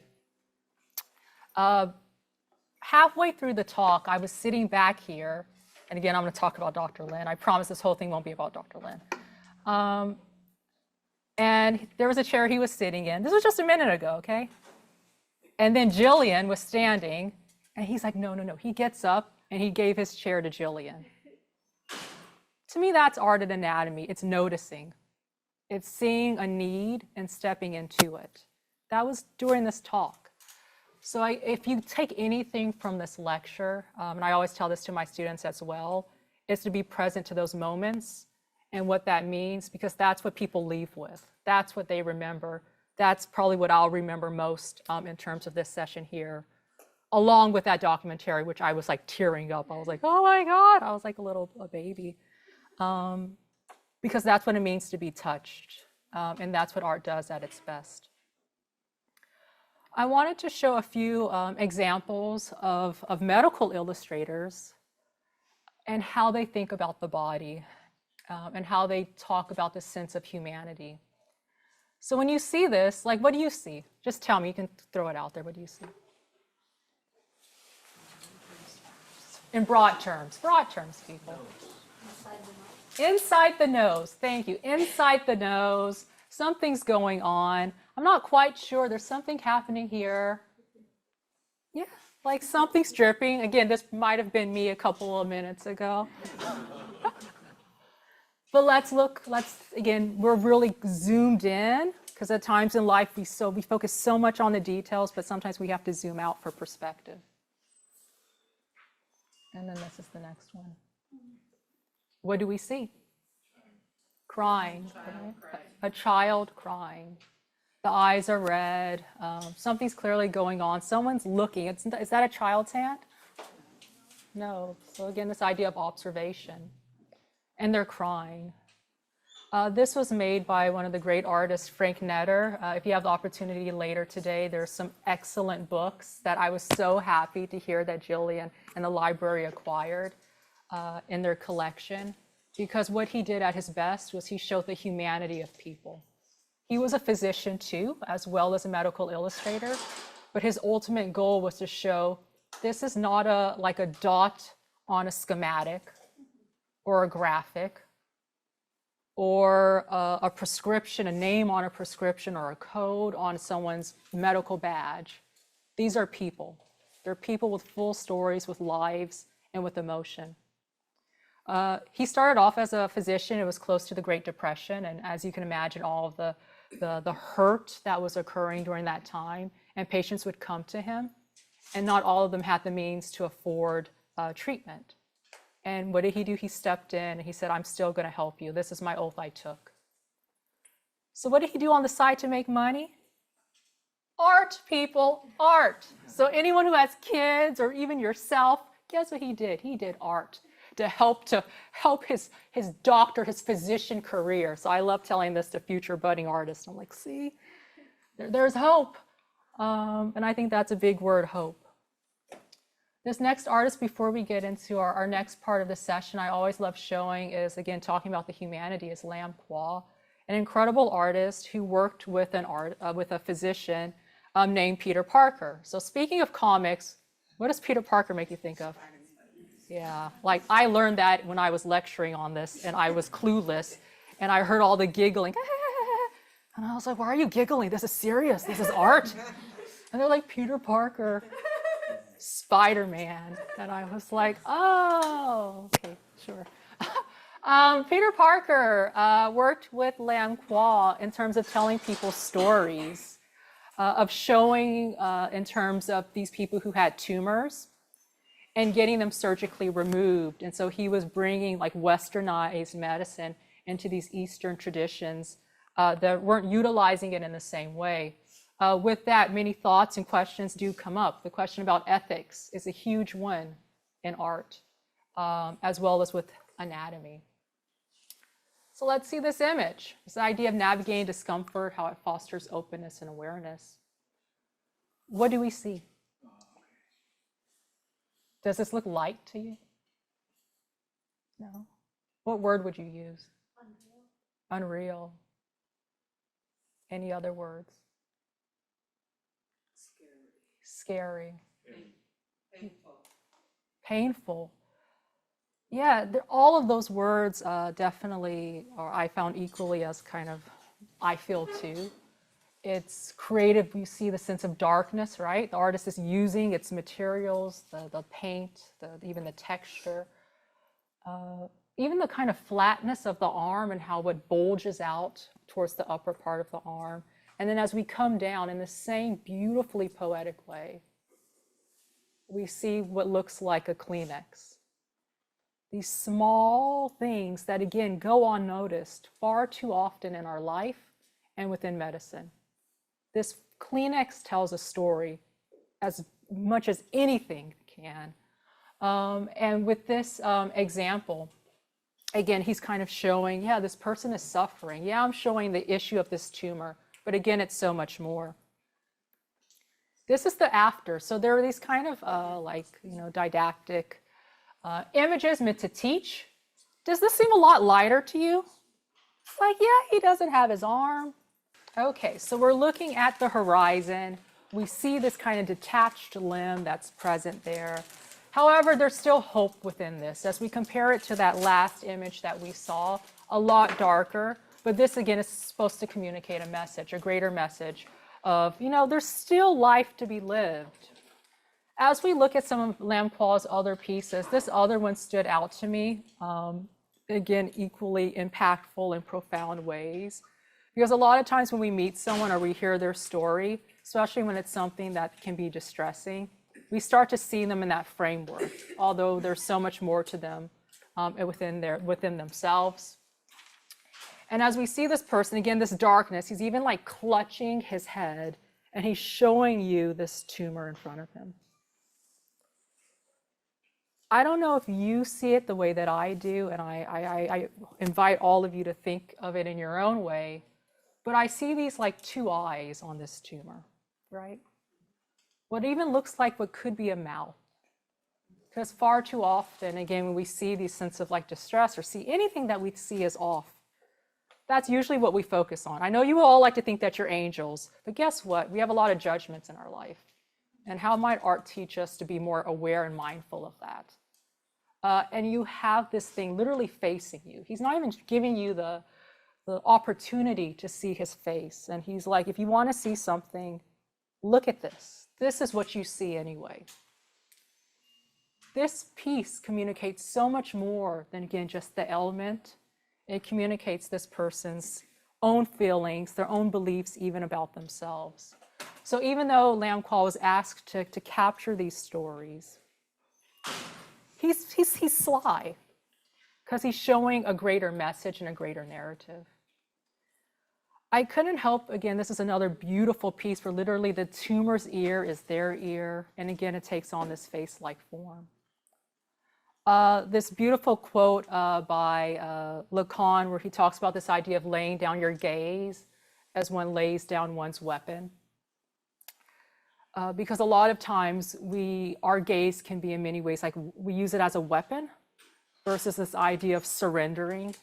There's also this lovely quote about looking without having to overtake. When you think about the patient experience, they're looked at so often, and the idea of the gaze becomes extremely an important thing to consider and to ponder. As we think about our sketches that we'll have an opportunity to take, I just wanted to kind of set the framework of what art can be, what art can mean, and what art can express. Within anatomical sketching, originally, and oftentimes still to today, it's very straightforward. There was no expression in it. There was no sense of animation. There was no sense of care. And this piece became, standard anatomical pose, showing the different elements.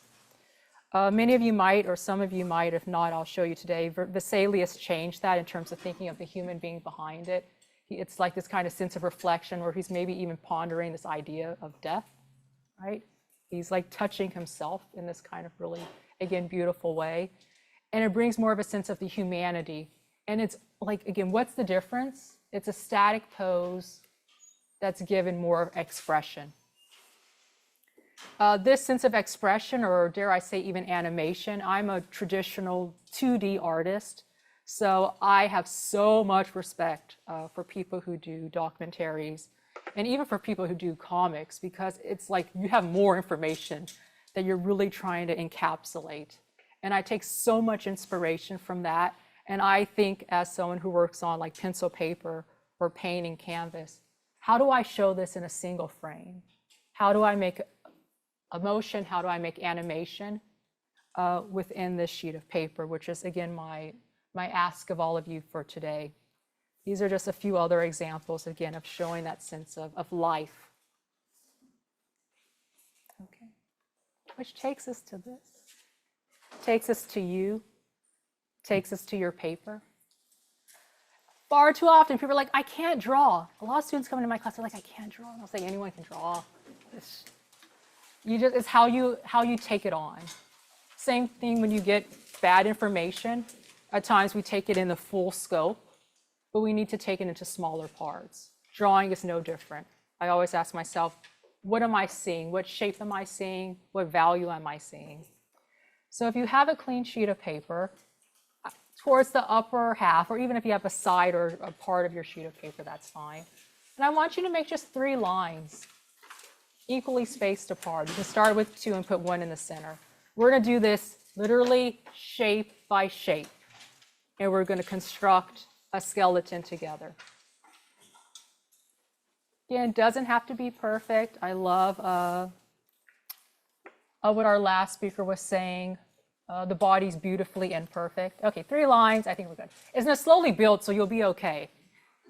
So you'll notice there's now a red line that's, splitting it more or less halfway, a little bit. It's, it doesn't have to be perfect. And then there's a circle that's kind of showing you roughly where to place it. So now you're going to add your circle.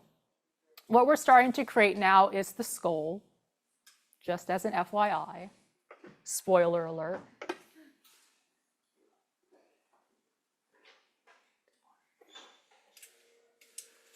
Okay, you all have that? Oh my God, magic. Guess what we have? It's not your jaw, people. I tell my students, it's called your mandible. Say mandible. I have to teach you anatomy. I have to. It's in my blood. Mandible. And look at the shape of that. Like, what is that shape? Like, it's abstraction, honestly. It's all abstraction.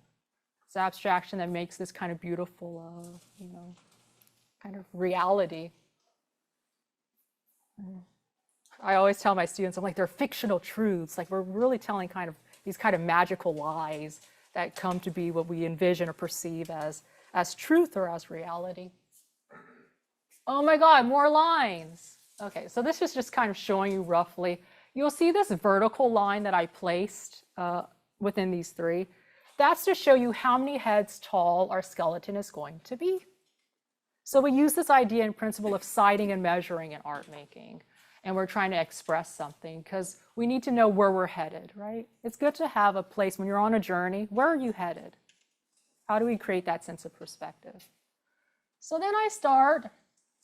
Oh, I know. I love the they're just lines, people. They're just lines. Again, it's like, don't get ahead of yourself. We do that too often in life. 1, 0, 1, 2, 3. I'm just putting dashes. Dashes, people. You can do lines, right? I hope you can do lines. All right, lines, a few lines down. This skeleton is going to have an extravagance to them. I've made them, which eventually you'll see, like I've made this other line that's 8.5. This one will be 8.5 heads tall. Typically, the human figure is 7.5 heads tall, but I wanted this to be more grandiose. You think about in art history, like mannerism, these very elongated forms. And despite what might look like myself as being relatively tall, my students like to humble me and say that I'm only like 6 head tall. And I was like, I don't know if that's true, but it's good to be humbled. Nevertheless, you're making these dashes all the way down. And again, we're doing step by step. You'll notice that, what do we have now? A neck, right? That neck is coming close to that 1.5 mark.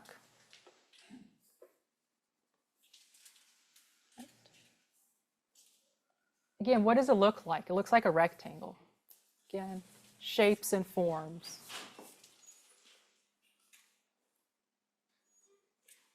Next up. Oh my God, we get to be more creative. We get to add a rib cage. And please don't make your rib cage teeny tiny. Like a lot of times people make like stick figure rib cages. I like to imagine if I were to take the head and like flip it, so like that's the head, and I were to turn it, it could like fit within the middle part of the rib cage. So this idea of, again, making comparisons, honing your hand-eye coordination. Where are we headed? We're headed to that bottom 3 heads tall. Again, step by step. You might even have noticed that rib cage slightly, ever so slightly overlaps the neck. Even as I'm sketching this and I've laid it out, as I'm moving along, I invite all of you to every so often take your sheet of paper and look at it. Because if it looks off, please disregard this and trust your instincts. So much of it is, again, practice, looking, observation, translation, but it's also gaining a sense of confidence within yourself to express it. Okay, let's move on. What do you think's next? No, the scapula, that looks like kitty ears.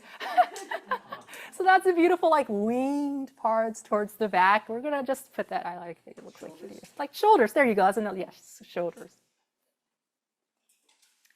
So again, really quick, again, we're basing and looking at them in terms of comparison. You might even notice that some of my lines are thicker and some are thinner. In art, that makes things more dynamic. We love that word, dynamic and unique. But if anyone ever looks at your art piece and says unique, that might be code for bad. Just sorry to put that out there. I'm like, oh. I'm sure all of yours looks very beautiful. Nevertheless, let's head on down our spine, our vertebrae. Again, we're not making this beautiful straight line. It has a little bit of curve to it. Heading close to that 3.5 plus or minus. I gave that line as a placement. We're almost there. Again, thinking about in relationship to the other parts, even to that central line towards our rib cage.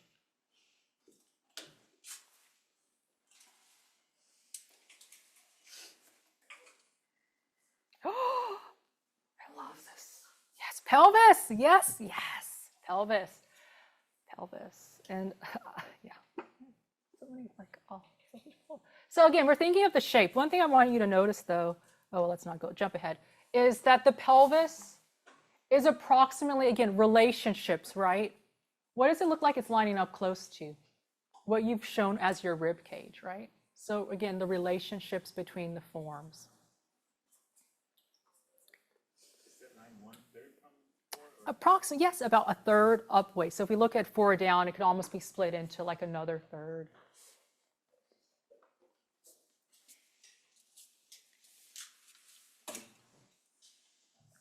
And when I look at the pelvis, you might have noticed an image that was up, which I didn't necessarily plan for. After the documentary, there was something that looked like a bone shape. I don't know if you saw, I have to show it to you maybe afterwards, but it has a similar look to it. So again, general shape, I placed a little, like a hint of a circle close to, again, where that spine is headed.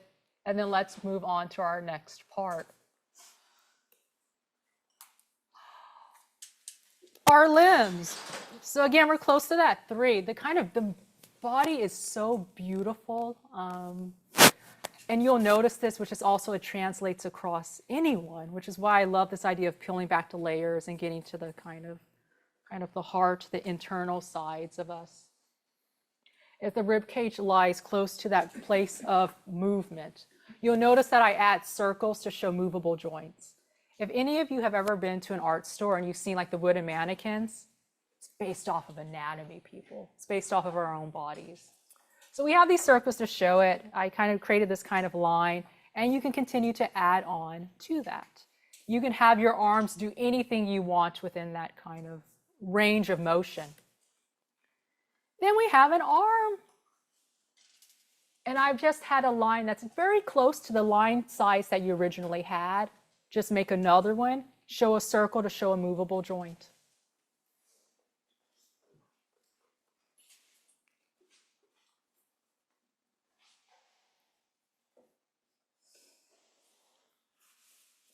So we can see, we can give this person another part of their lower arm.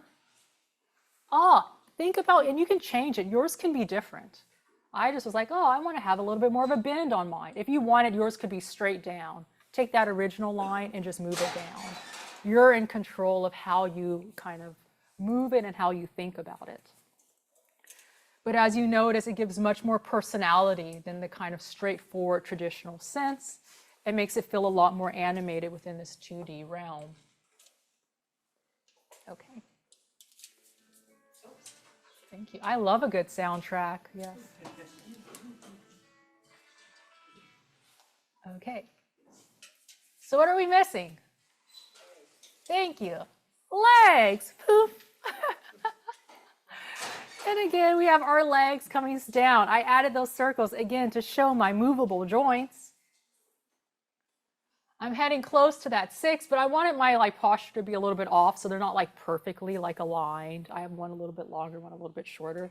We get so caught up in perfection. In the history of anatomical drawing and people who are wanting to draw the body and its exactness, and they thought that would express and show human beings in their like truest form and the most real. And they realized it had this uncanny valley effect. If any of you have seen like AI and it just looks too real and you're like, something's off, it honestly had that idea. You need the imperfections that you have when you sketch, if anything, adds to your piece. Okay, let's keep on going. We're almost there. I've added a little bit of thickness to my bones. And I'm heading down because, again, when I started, I knew where I was headed. And boy, aren't there lessons of that. Taking life in chunks, having some sense of where you're headed, but also having a lot of flexibility when at times we all have to kind of pivot in our life. So my foot is close to this 8.5 mark in terms of stopping it.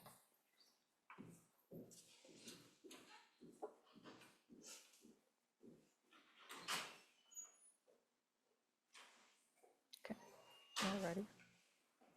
I'm usually at this time like circling around to check people's sketches, so only the people in the front I can be like, so far good. Eyes on you. Or usually people try to cover them, and I'm like, no, it's like, it's beautiful. It's unique. No, I'm sorry. So you can add another leg. Again, think about having more of a slight angle to it. It doesn't have to be perfectly straight. Have more of a sense of movement. And by this point, you should have something that starts to look like a skeleton. Take a look. Hopefully, you're maybe a little bit more impressed than what you initially thought you might have been able to produce at the beginning of this. You might also just say, oh, well, maybe I'm 50% there. But I always say, you know, even slow progress is progress, or even just standing still. That's also at times just a win too. So in terms of like continuing it forward, you can think about, oh, like where roughly would I have the eyes? You notice right below that top half line towards the face, I've kind of put little dashes to show eyes, a sense of expression. Near the like bottom part of the circle, I made like another little dash that maybe becomes the nose. I'm like, ooh, let's get fancy and like add in a little line to show the mouth. And then the face is turned away. So you're seeing more what we say the side view, the lateral view. And I just add some dashes to, again, show that sense of direction in terms of movement. As you're moving forward, we can get rid of all of the kind of hints to ourselves. Because again, in art, we want to show the magic of like, oh, I just did this just because it's like, poof, I'm just so great at observation. But usually we have aids that help us, citing or measuring. Sometimes it's just a quick gesture, and that's equally as beautiful too. And then you can think about like, what are you wanting it to do? What are you wanting it to express? So when I was doing this, which I probably had like a little bit too much fun, I was like, oh, what if I were to add an M? So what you could then do, which I'll more invite you to do in your own free time, and I'll show you a cool software that'll allow you to do it too, is like when I have a sheet of paper, I'll take like pictures as I move along. So I'll like have the M on my drawing, and then I'll erase it, and then I'll start to move it. And you're literally making your own stop motion. So then as we go through it, it becomes Med Muse. And then it becomes your own kind of beautiful animation with a very simple, simple sketch. Yay. And it's like, that's much gratitude at the top. And then I really got crazy. I was like, oh, I wanted to wink. So I like changed the face. So in terms of like changing, and then I was like, oh, much gratitude to Bryant Lynn. And then I was like, oh, but I also have to thank you all. So you all too for drawing along. And I was like, ooh, but I want the arm to move again. So then I erased it, made another image, and moved it up. So I want you to see how this is just a point of starting, but it can also lead to many other things of like, oh, it's like strings, and it like goes back. I was just like, I like went mad. A program that I like, and if you're interested in this, like I like for things to be like what, like as your takeaway. It's free. It's in the App Store. It's called Stop Motion. and you can add frames to it. I always love to do this with my students.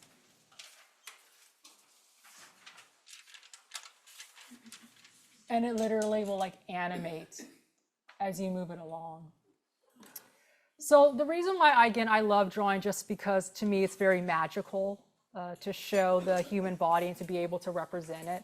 Like, it's magical that you can look at something, this is an art piece too, and then to sketch it.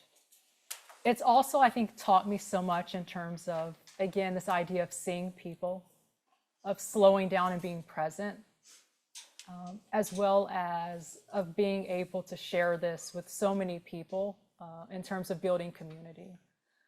So in the final thoughts, and then I'm happy to also answer like maybe one question or so, I hope you also just realize that this is tangible. I think far too often in medicine we talk about like, oh my God, like the issues or the, how do I place it? It's like one of my best friends is a clinical scientist, and the patients that she works with, they come to her in really bad, hard times. And they're like, they really don't have a sense of hope. And she's like, the same hopelessness that you have, or the same super rare condition that you have, that's the same opportunity for it to turn around and for you to be the exception. I think we focus so much on like, this is where it is and that's where it ends. And that's not always the case. I see it so much.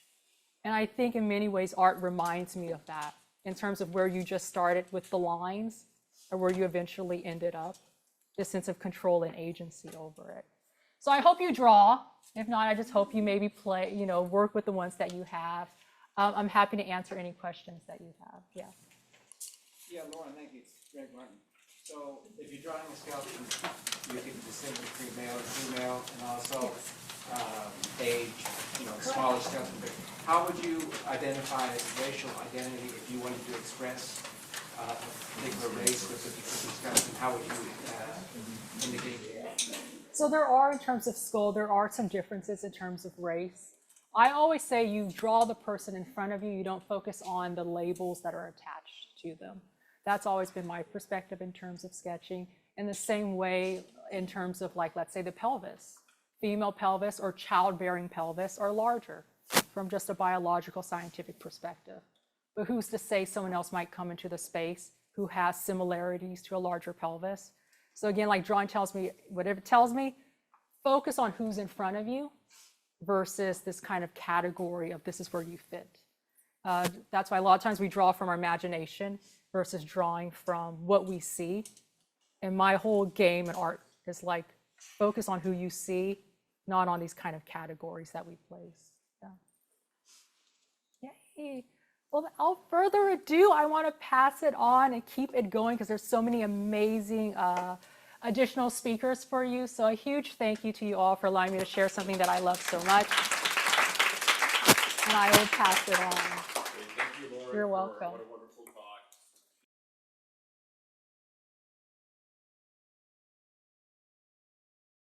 So without further ado, I'm going to introduce my son, 7th grader from Hillview Middle School. And I reluctantly forced him to do this, so. You paying him? No, he gets a shelter and he gets food. But yeah, an education. And but I saw him using ChatGPT to create video games very quickly. So I was like, that's amazing. You should share this. And so he's going to give you a little workshop today on that. Okay, great. Thank you. So Remember, speak loudly. Okay. okay. So setup. So I will be using macOS for this, and I'll be using macOS for this because this is a Mac, and I will be using ChatGPT and Python for programming. So an LLM is a large language model. So they use like data off the internet to give like a language related response. And there's some like Gemini and ChatGPT. I will be using ChatGPT because Gemini it's not very good. Even though your mother works at Google. I was gonna say, you can't say that. It isn't that good. So Python is a high-level abstraction programming language. It's very popular, and to run it, you can simply go to your terminal and enter like idle3.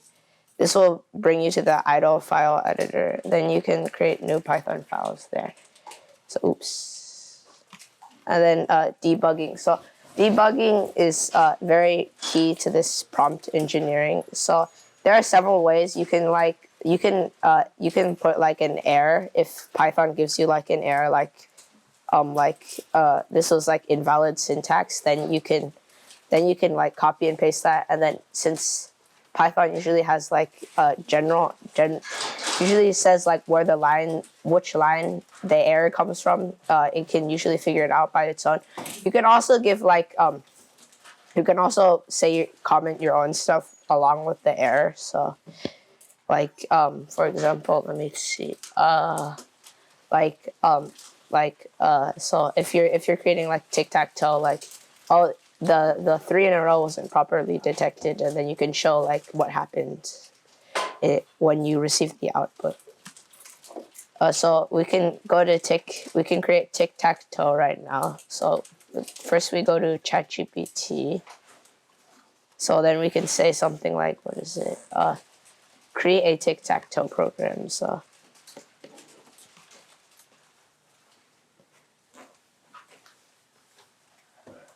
ChatGPT defaults to Python when it's programming, by the way. So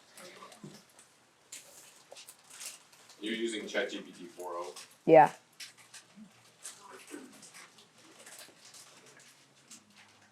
So then it spits out the code, and then you can go to the terminal, and then enter like idle3. And so I need you to be louder. And so it brings up the Python file editor. So you can command N, and then so then you copy. Oops. So lost. Hey. And then you save it as like tic-tac-toe.py. That's the regular Python file format. So enter. You run the module, and then so it creates this. Welcome to tic-tac-toe. Player 1 is X, player 2 is O. So already we can see some issues. There's three of these instead of 2. So we can say like there is 3 horizontal crosses in the user interface instead of 2. So we can see what happens. So sometimes it just shows like where the error is, but if you really don't know anything about programming, you can say something like, if you like just want to copy and paste it, then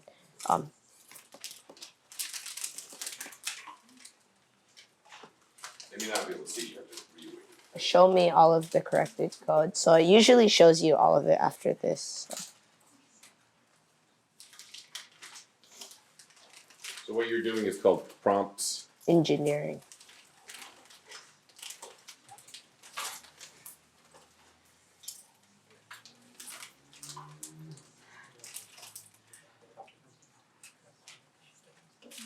So now we go back. So you're basically just using the code that it's generating directly. Yeah. And you're having the Python interpreter run it. Mm-hmm. But every time there's a mistake, you're bugging ChatGPT to fix it for you. May I ask, if you know nothing about this, how do you know there's a bug? It won't work, so you'll get an error. It'll say, "Oh, you've got an error on this line." Okay. Yeah. You Yeah. mean when you try to run it? When you try to run it, or the game won't work, right? You see. So the first chance, right, Atticus. So the There's first time there were 3 horizontal crosses instead of oops. right? In tic-tac-toe, you just have two, right? So he asked them to fix it, and look, they fixed it, right? So you didn't really have to program to do that, right? You just had to bug ChatGPT and just force ChatGPT to generate more code for you. Okay, so it says enter your move 1 through 9. So assuming left to right, down, up to down. So first one, upper left corner should be 1. So then.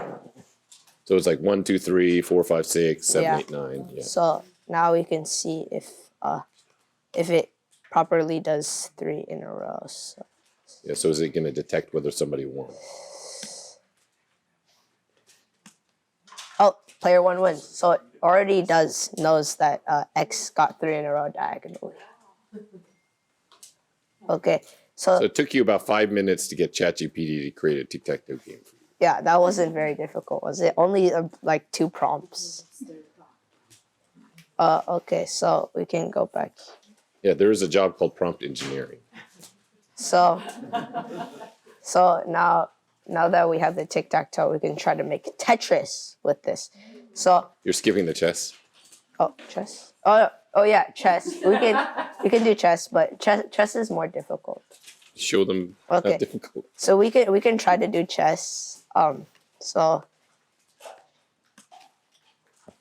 let's say last time we did create a chess program, so we can do that again.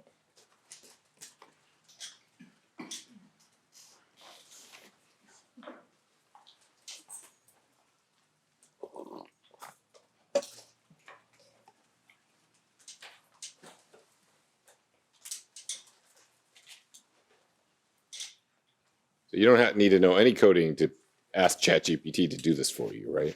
Okay, so first of all, I noticed something when it was spitting out the answer. So below is a simple chess program written in Python. It uses the Pygame library for graphical user interface. So if you don't have Pygame installed, you might find this like, wait, what is this? So you can say, try again, but without Pygame.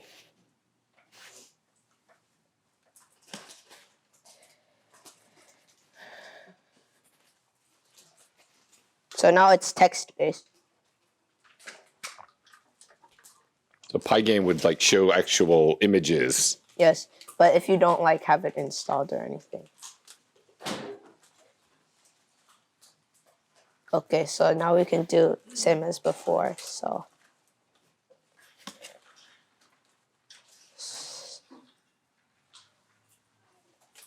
why do you have to always type in I don't read? well, you don't have to, but it's easier just to know that like instead of like you can go to the app right here, but it's also easier to just type this in. So. That just launches the program every time. Yeah.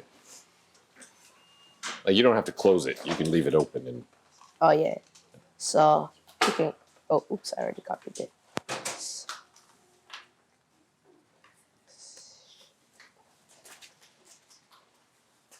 Okay, run. White's turn. Enter the position of the board to move, e.g. E2. So if you don't know how to play chess has a standard algebraic coordinate system. So E would be the A, B, C, D, E, F, G, H is the horizontal axis, and 1, 2, 3, 4, 5, 6, 7, 8 is the vertical axis. So E2 would be this pawn. This pawn, 2 spaces. One, it would be this pawn. So this is the first piece that we move. So then where to go next is like, as it can already suggest you, E4. So that would be 2 spaces up.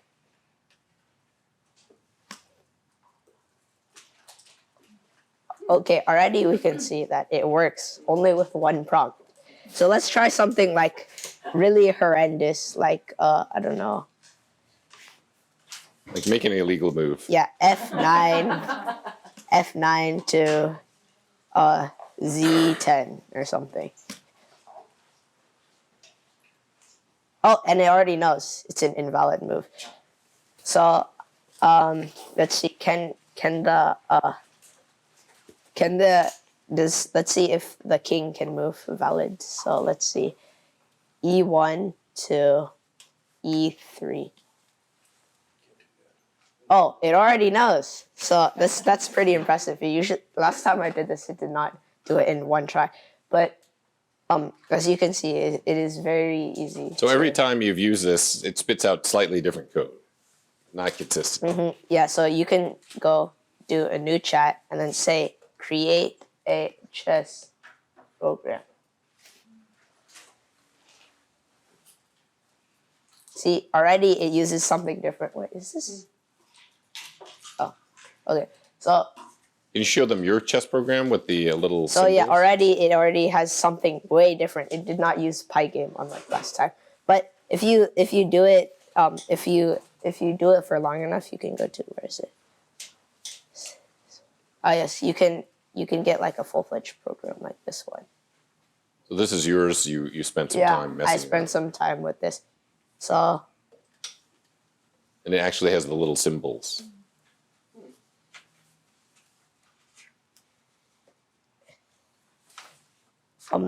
I also did for fun. You can play against the very bad computer.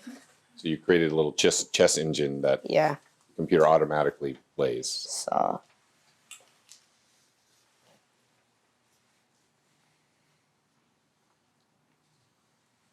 So that took a lot longer than the yeah, other. that took a lot longer than what I just did, which was And like you had to one actually prompt. know how to code a little bit. Yeah, you have to have some knowledge for this. So after chess, we can create something with like actual stuff, Tetris. So we can use the TK inter. I don't know how to pronounce it. Tkinter library. So this is for graphics. It's like Pygame, but it comes with Python, so it's not external. So you don't have to install it separately. Yeah. So.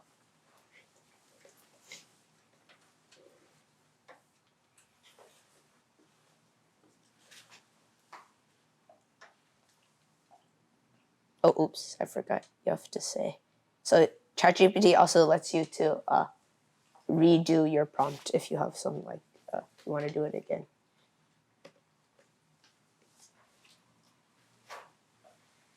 Oh, so you're forcing it to use Tkinter. Yeah.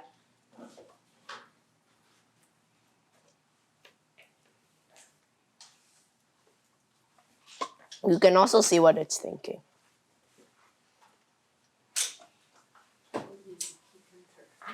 Tkinter is what, a library for graphics? It's a library to make graphics in Python. Because Tetris has graphics, as opposed to just text. The other two games were text-based. So, paste it.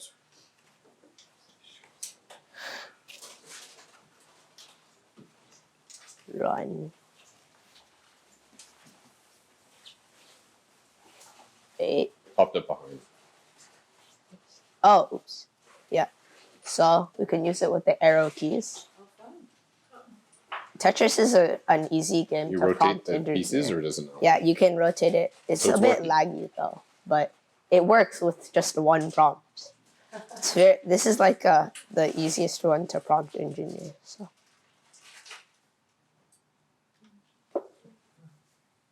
what, like it doesn't have a scoreboard, right? Oh yeah, you could do a scoreboard. One version of the game I did had a scoreboard. Try to force ChatGPT to add the scoreboard. Oh see what sure, happens. yeah, I can say add a.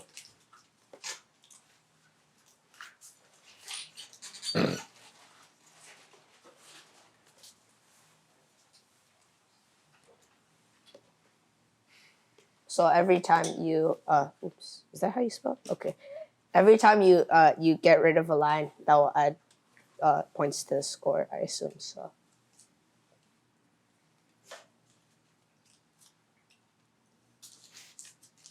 Sorry.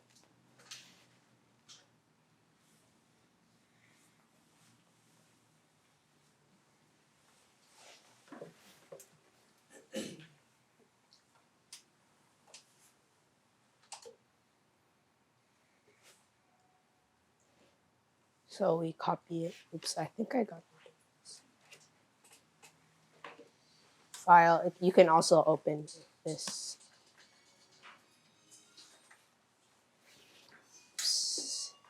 Tetris will be changed on save. Okay. So then copy it.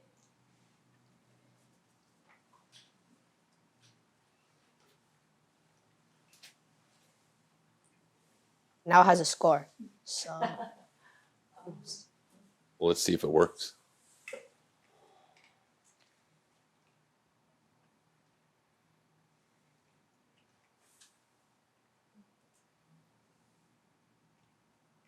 Uh-oh.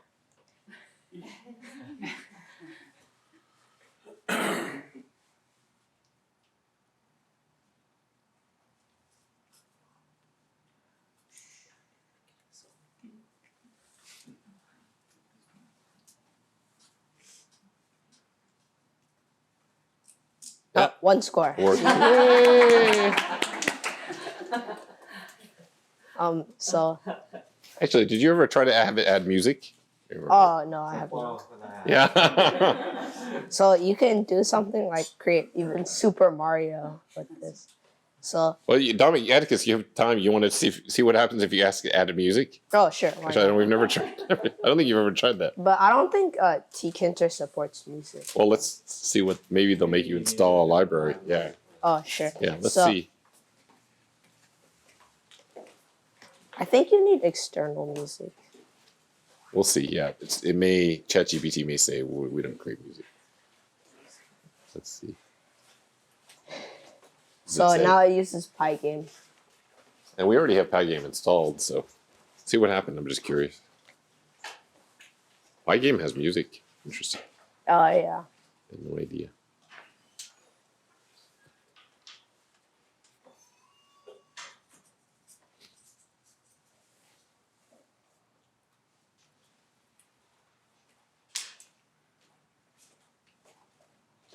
Yeah, it even tells you how to install Pygame. Oh yeah. Dependencies. Install the Pygame library using pip install Pygame on bash the terminal.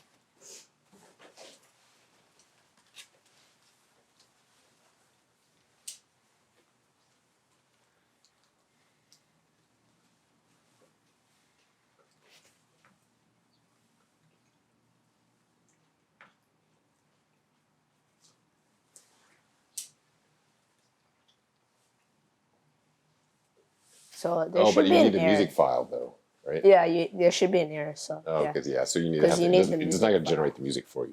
I guess you could ask ChatGPT to generate a music file. I don't think. Okay, fine. Try that. Generate a.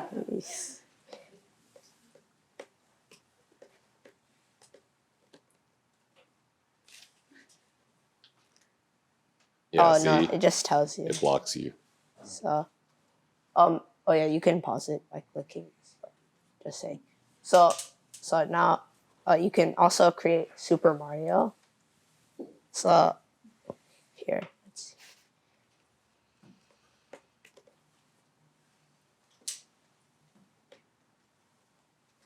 Should I do Tkinter or Pygame?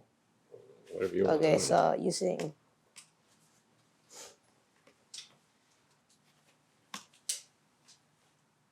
What did you use yesterday? Was that Tkinter? Yeah.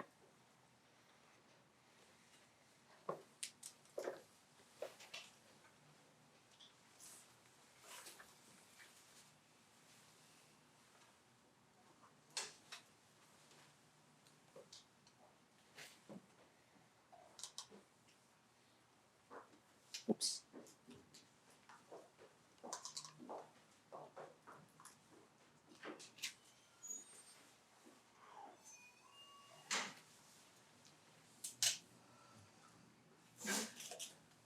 Is that Mario?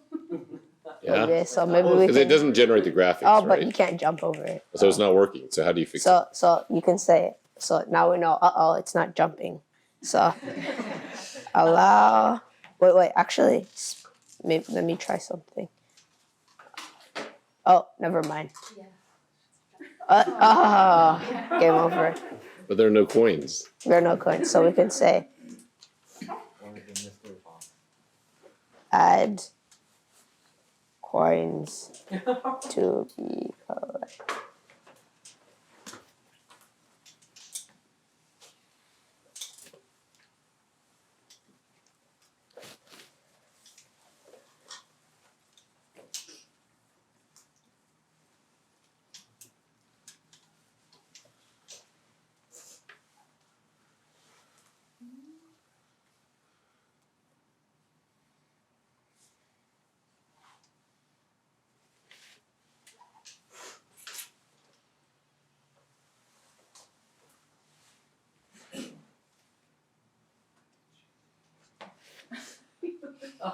Oh, we can collect it now. So we now have 10 score. I can jump over. Oh! So I got a bunch of images to load. And using Pygame, I was able to create running animations for. That's awesome. So how long did it take you to do this? This was actually very difficult. So. So it took me like several weeks. Also, you may notice that he becomes invisible, so it's not quite done yet. You can collect other collectibles. But you know, the original Mario, it probably took a team of a lot of people to make, and many months, if not a year, to make. Okay, so. So, and then lastly, if you spend enough time, you can create something as complex that like cancer related, here I have an example. I think it's this one. Yeah, whereas it creates you need multiple files. So it's this one, and this one, 4 files. And ChatGPT organizes it for you. So what were the prompts you used to create the code? Oh, so it was like create a, let me see, it was like create a tower defense game that has the player control white blood cells to defend against pathogens and cancer.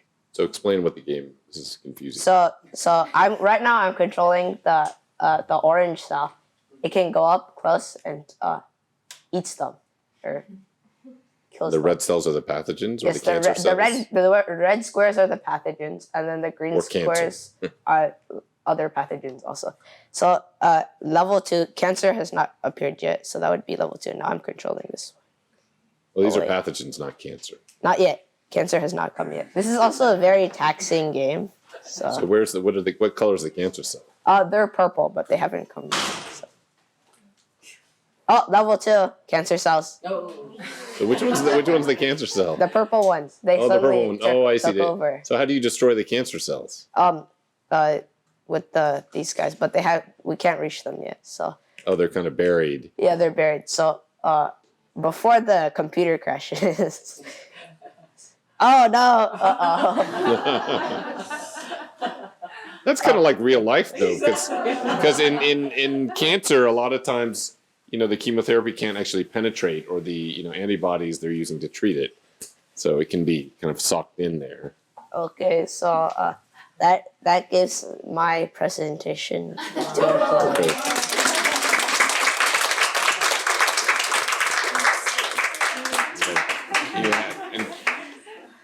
Questions? Any questions? Yes? How many years have you learned coding? Actually, so I know a little bit of it when I was like 6, but then I stopped doing it for a long time until recently. So my knowledge is still very limited. You already know a lot. I don't know anything. Yes? As a software engineer who works in AI, I thought this presentation was amazing. So congratulations. as a father, I have a similar question. What was your favorite thing that got you into programming? That like you can create games that's your own, not like that like you control, or I don't know. It's just very fun. Sweet. Any other questions? Okay, well, thank you, Atticus.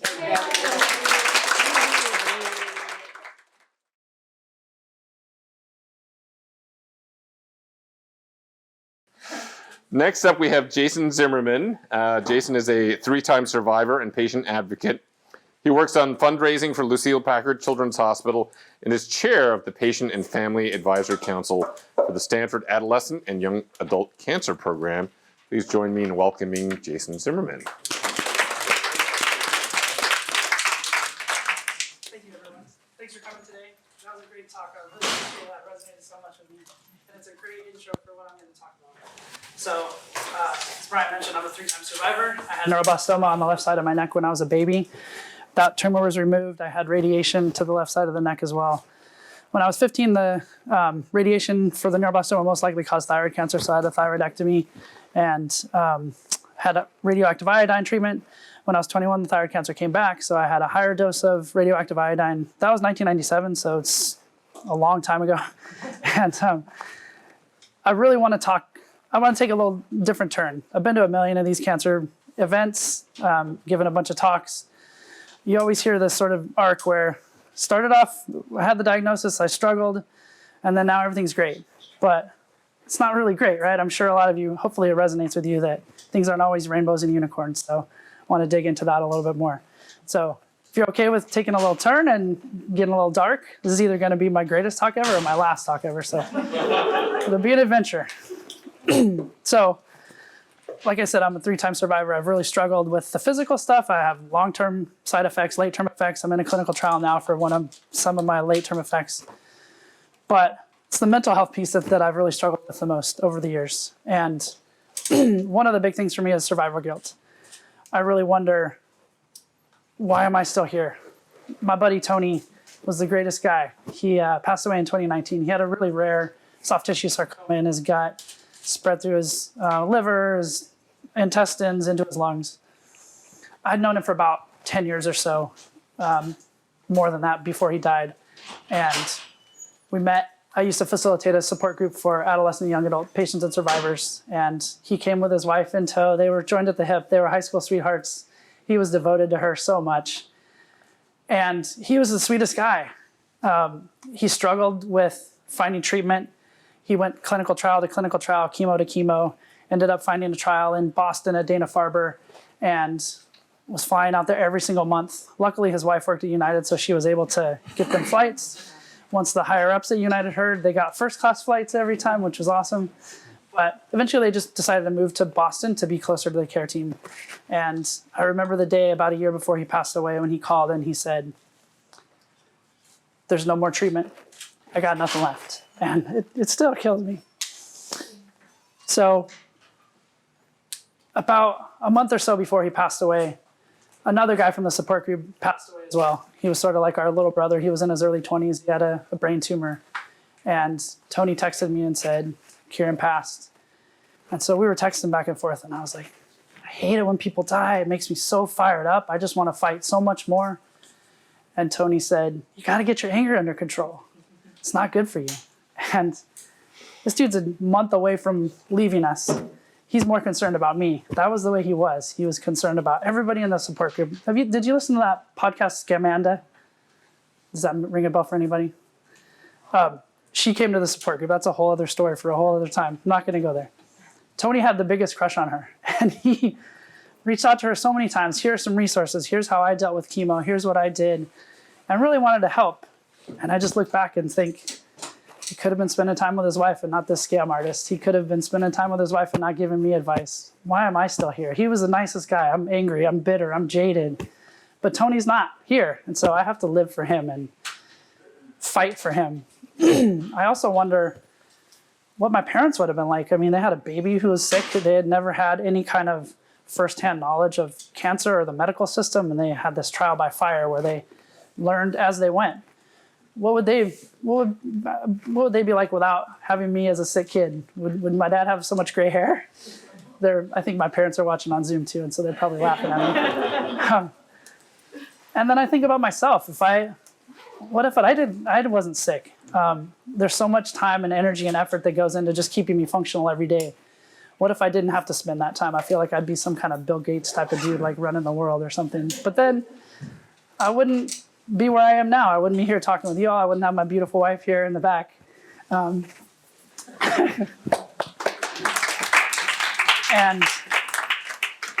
I wouldn't be able to share my story to help everyone else. So I'm sharing these negatives and these dark times to give you permission to talk about this, process this, feel these negative feelings, because it's not all rainbows and unicorns. It's not all good all the time.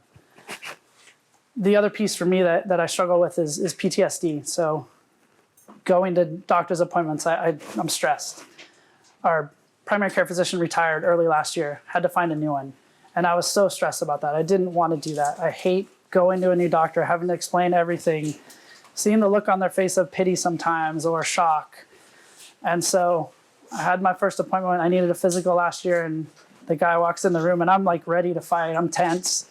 My BP was like 149 over 100, and the nurse was like, I think you need to take a little break. We'll try it later. So the doctor walks in, and he said, introduced himself, and he said, I've read through your chart, and I have some questions. And relief. I was like, okay, this he did his homework. He's ready to talk to me, and he asked me all the right questions. I gave him everything I know, and felt so much better. But it was just that little thing where he actually practiced, read through the chart, paid attention, asked me questions, and put me at ease, really, which was so awesome. When I had the neuroblastoma, I was treated at Loma Linda University Medical Center in Southern California. It's near where I grew up. I had some other stuff there over the years, up until I was probably 12 or 13. And I ended up going to grad school at Loma Linda University. And so my second quarter, I had a class in the hospital, and there was a big amphitheater with the medical students. It was medical immunology. I hadn't been in the hospital for probably 10 years at that point. Walked in the door, and the smell hit me, and it buckled my knees. And I had to step away out of the doors to just catch my breath. And that smell, that hospital smell, I'm sure you're all aware of it. It's like sanitary, clean, but there's hope, there's despair. And it hit me. I hadn't been there for so long, and it was just still the same. And so these kinds of feelings are ones that we have, and we need to feel, we need to process. These are things that are important to not bury, because trust me, I've buried them. Doesn't do a good thing for you. It's not great for you. I've buried things for so many years, and it's not a good look. So I think we need to talk about the good, and then we talk about the bad. It's like the Force, right? You need to have you can't be all on the light side or all on the dark side. You need to have balance. And so I think that's why I love Star Wars so much. It makes me feel hope with the cancer stuff. So if you think about it, whether they're the rebels or the resistance, they would win a battle, they would lose a battle. They would gain ground, they would lose ground. But they always had this hope. And in the 8th movie, The Last Jedi, when Princess Leia sent out the message, hey, we need some help, come, and nobody showed up. All through the very last movie, Rise of Skywalker, they kept fighting, and then Lando puts out the last call. Thousands of ships show up to help battle the Final Order, and they win.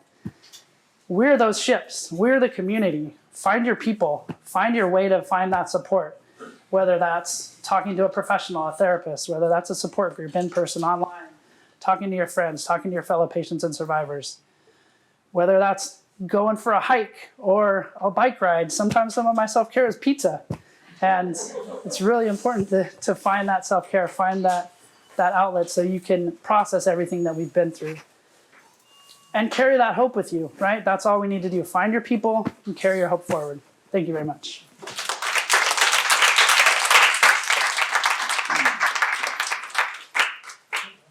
Thank you so much. Amazing stories. Christy Hartman, the rock of our medical humanities program, fell into caregiving at 23 when her father was diagnosed with lung cancer, and again a few years later when her mother was diagnosed with breast cancer. She's a student of the narratologist, Dr. Jonah Willingans, mythologist, Dr. Martin Shaw, native science researcher, Dr. Gregory Kahete, and theater wizard, Kenny Yoon. She's the program manager for medical humanities and the arts at the Stanford School of Medicine. Please join me in welcoming Christy.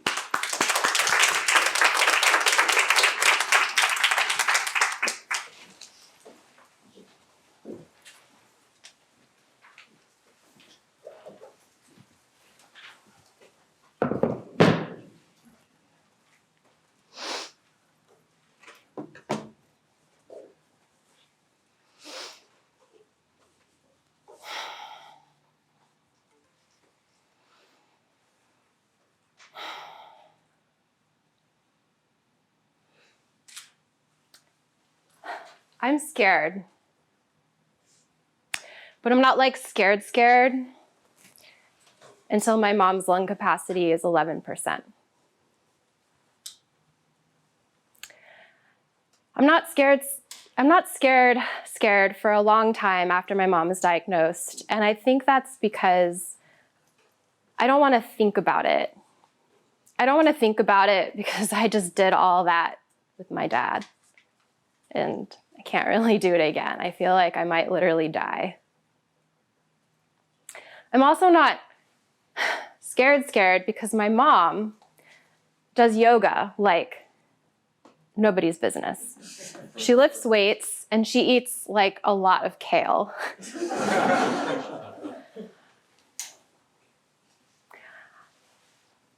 I get to the point though, when I am scared, and it's when my mom can no longer stand up to walk to the bathroom without losing her breath. For someone who used to get up at like 5 a.m. and go do boot camp for fun, where some man yells at you to like hold a plank for 4 minutes, that freaked me out. So I emailed my friend Mallory Smith, a Stanford student with cystic fibrosis, and I said, Mallory, I am scared, and I don't know what to do. I think it's interesting that I reached out to someone younger than me, but Mallory had wisdom that I couldn't find from anyone else. And she said, could you take your mom to the beach? The beach helps me with my lungs. And I said, no, I can't.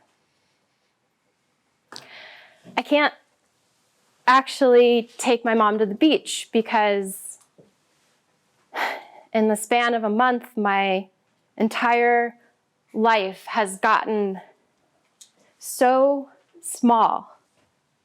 My whole world has gotten so narrow. And time is so weird. The days are really slow if we're waiting for her hospice nurse to come, and somehow all too fast because my mom is dying.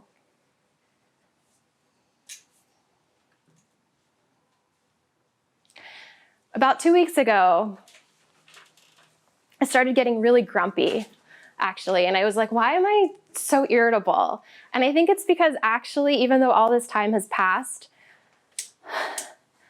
I was like, who signed me up for this? Because talking about all this stuff really stirs the pot for me. And all this stuff that I try not to think about has been like spatulaed up to the surface, and I'm grumpy. And it's still hard to talk about all this, even though it's been 9 years. So I just wanted to be honest about all that. I still would rather be at home in a fetal position than live back in those realities. So anyway.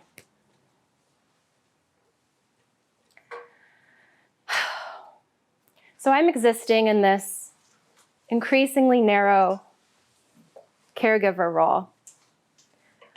And sometimes I want to reach out to myself, whatever that means, and touch it again. But I often don't know how to go back and find myself. Caregiving is lots of things. Originally, I wanted to do stand-up for you guys. And my boss put both of her hands over her face, like no, please don't. And I realized actually that there are funny stories that have come out of my caregiving experience. There are heartbreaking stories, and there are harrowing stories, and they're all true. So I'm going to tell you a little bit about that. When my mom realizes she doesn't have a lot of time left, she decides to move to California and live with me. I fly home to help her pack, and that night she says, all right,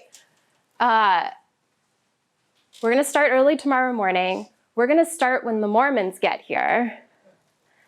And I'm like, what? I'm sorry, what? And my mom's like, you know, the Mormon boys. So that's how I find out that all summer, my mom has been conning the Mormons into doing yard work for her. And she has this little twinkle in her eye, and she tells me, it's fine. Everybody's getting what they want out of this. Like, for a few hours a day, I listen to them. They come in and they read to me from the Book of Mormon. And I let them think that maybe I'm going to become Mormon.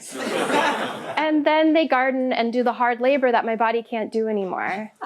And gardening is my mother's true love. So she sits back and watches the young, muscular men dig in her garden. And I'm like, oh my God, I play the part of the daughter. I'm like, oh my God, Mom, you can't do that. And she's just so happy. And she's actually really developed a true relationship with these men. And they come the next morning before the sun even rises to help pack her boxes.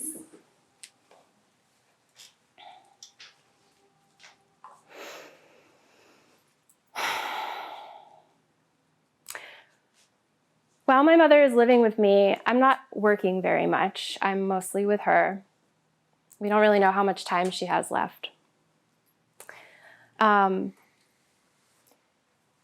see, something happened while she was in treatment.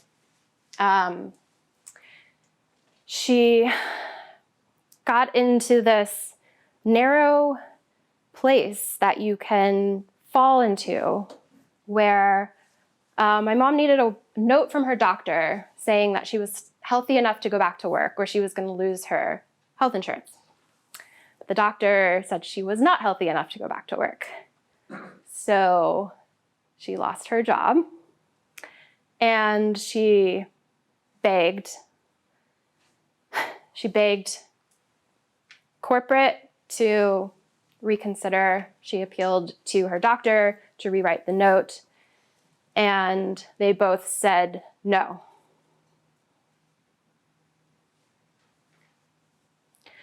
So my mom tried to pay for her treatment out of pocket. This lasted for 2 months because she realized she was going to be broke as shit if she kept paying for her treatment, so she stopped treatment.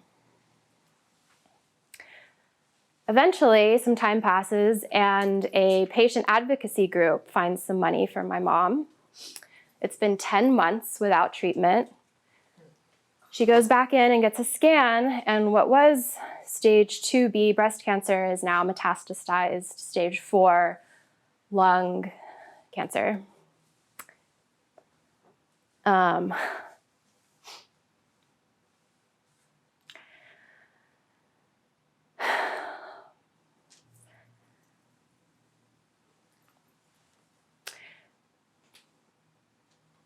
This isn't stand-up, but I'm gonna do my best. My mom, fitness girl, she loves fitness so much that she works at a company called Dick's Sporting Goods, so she can get all the discounts on all the cool stuff, so she can do her hobbies. But after all of that went down, my mom and I take only the smallest of comforts from taking turns, each of us saying, "Those fucking dicks."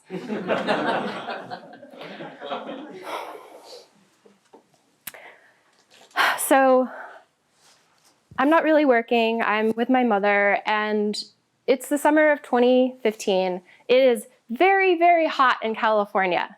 It is very, very hot, and we are in Fremont. And I do take a gig one day. It's a 10-hour gig. I am working a very fancy wedding. I leave my mom home alone, feeling pretty terrified and nervous. And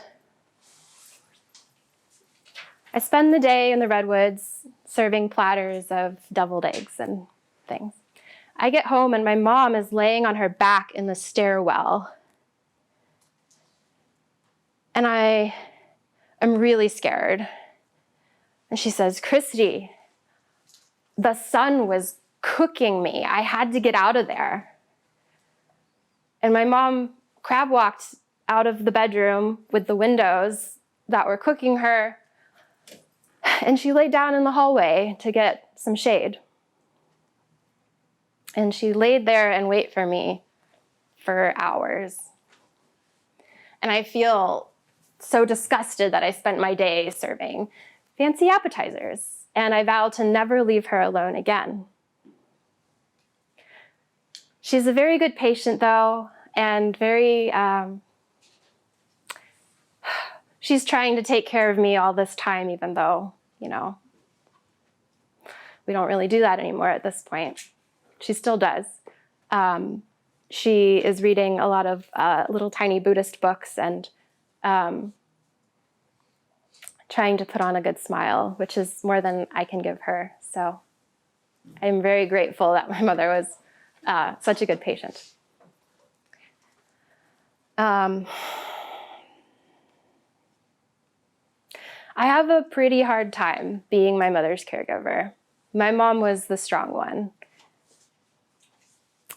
I write a sentence and put it above my desk as like a guidance for me for these final days.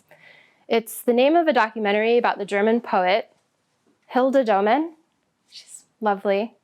And the name of the documentary is "I Set My Foot Upon the Air and It Carried Me." I set my foot upon the air and it carried me. If anyone in the audience has been a caregiver in any capacity, I'd really love to invite you to say that with me. I set my foot upon the air and it carried me. May it be so. 1 year after my mom dies, I decide to take a doula training class. I have learned a lot, and I think maybe I can help other people go through hard things. And I'm working in a small group with these other women. We're practicing. You're either the mother, the partner, or the doula, the caregiver. And I'm randomly assigned to be the caregiver, of course. And we start doing this scenario. I'm seated on a couch and the expectant mother is leaning against me. I feel her back on my chest. And then we start. She starts to moan and I freeze. I'm supposed to start comforting her, but she's the first person I've touched since my mother. I excuse myself and I go sit on the porch and I watch the cars go by. I can't go back inside.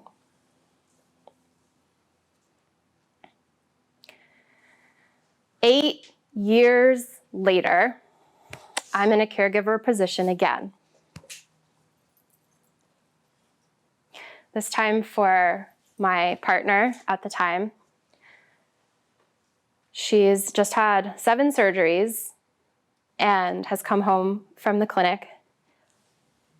And I make her breakfast. I make her some scrambled eggs.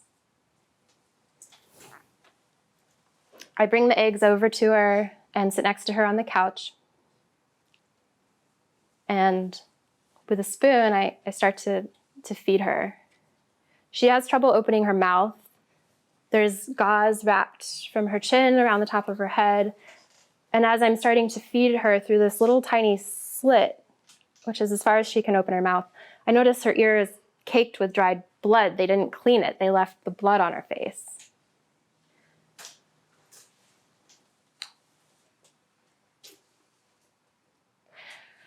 And she can't quite open her mouth wide enough to get the eggs in her mouth. So I take the spoon, the side of the spoon, I cut them up smaller, and I bring them to her lips. And I watch her open the little opening in her mouth. And she's so dependent and helpless. And I start to cry. I start to cry really heavy tears into the eggs.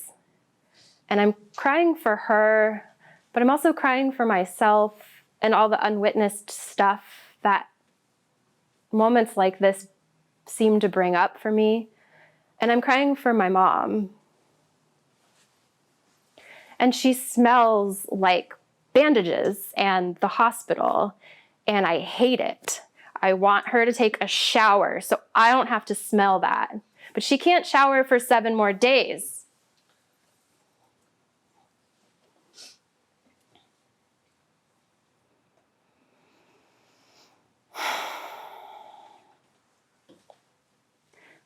So there is a place in my mind where my mother is always dying.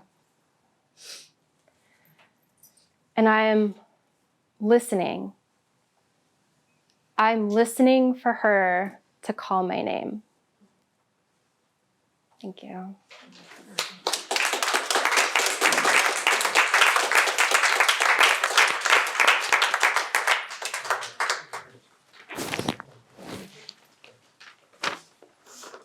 Thank you for sharing your experience with us. Next up, we have Michael Dorgan. Michael was born and raised in Wisconsin, but has lived in the Bay Area for more than 40 years. He's a former reporter and editor at the San Jose Mercury News and former Beijing bureau chief for Knight Ridder newspapers. For more than 6 years, he's been dealing with a rare kind of apical cancer with no known cure. Please join me in welcoming Michael Dorgan.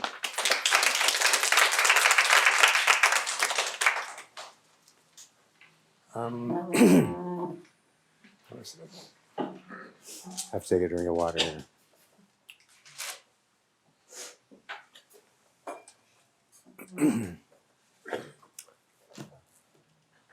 When I was told I had metastatic cancer, I felt jerked from the stream of life like a fish on a hook. Everyone else went on with their daily routines as I watched from the waiting room of eternity. My life was ending, and that filled me with dread. Fear washed over me in waves. For days, thoughts of suffering and death flooded my mind, and dark emotions churned through my body. I intensified my practice of meditative exercises I'd learned in Tai Chi and gradually calmed down.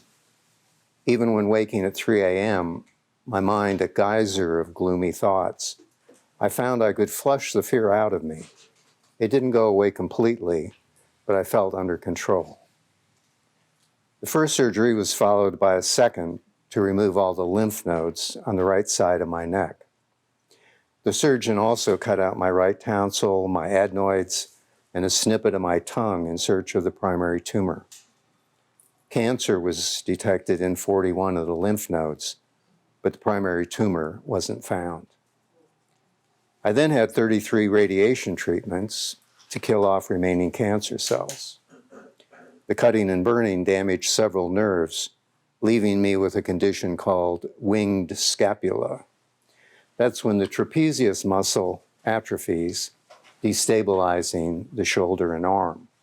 When I raised or extended my right arm, it quickly lost strength as the unanchored scapula jutted out from my back.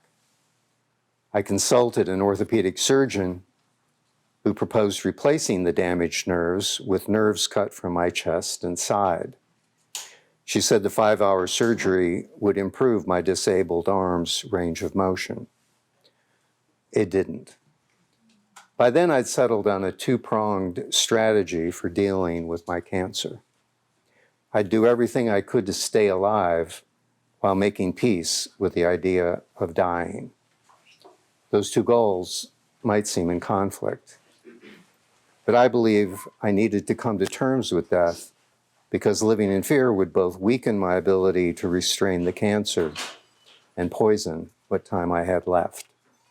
For staying alive, I relied primarily on mainstream medicine, though my cancer has no known cure.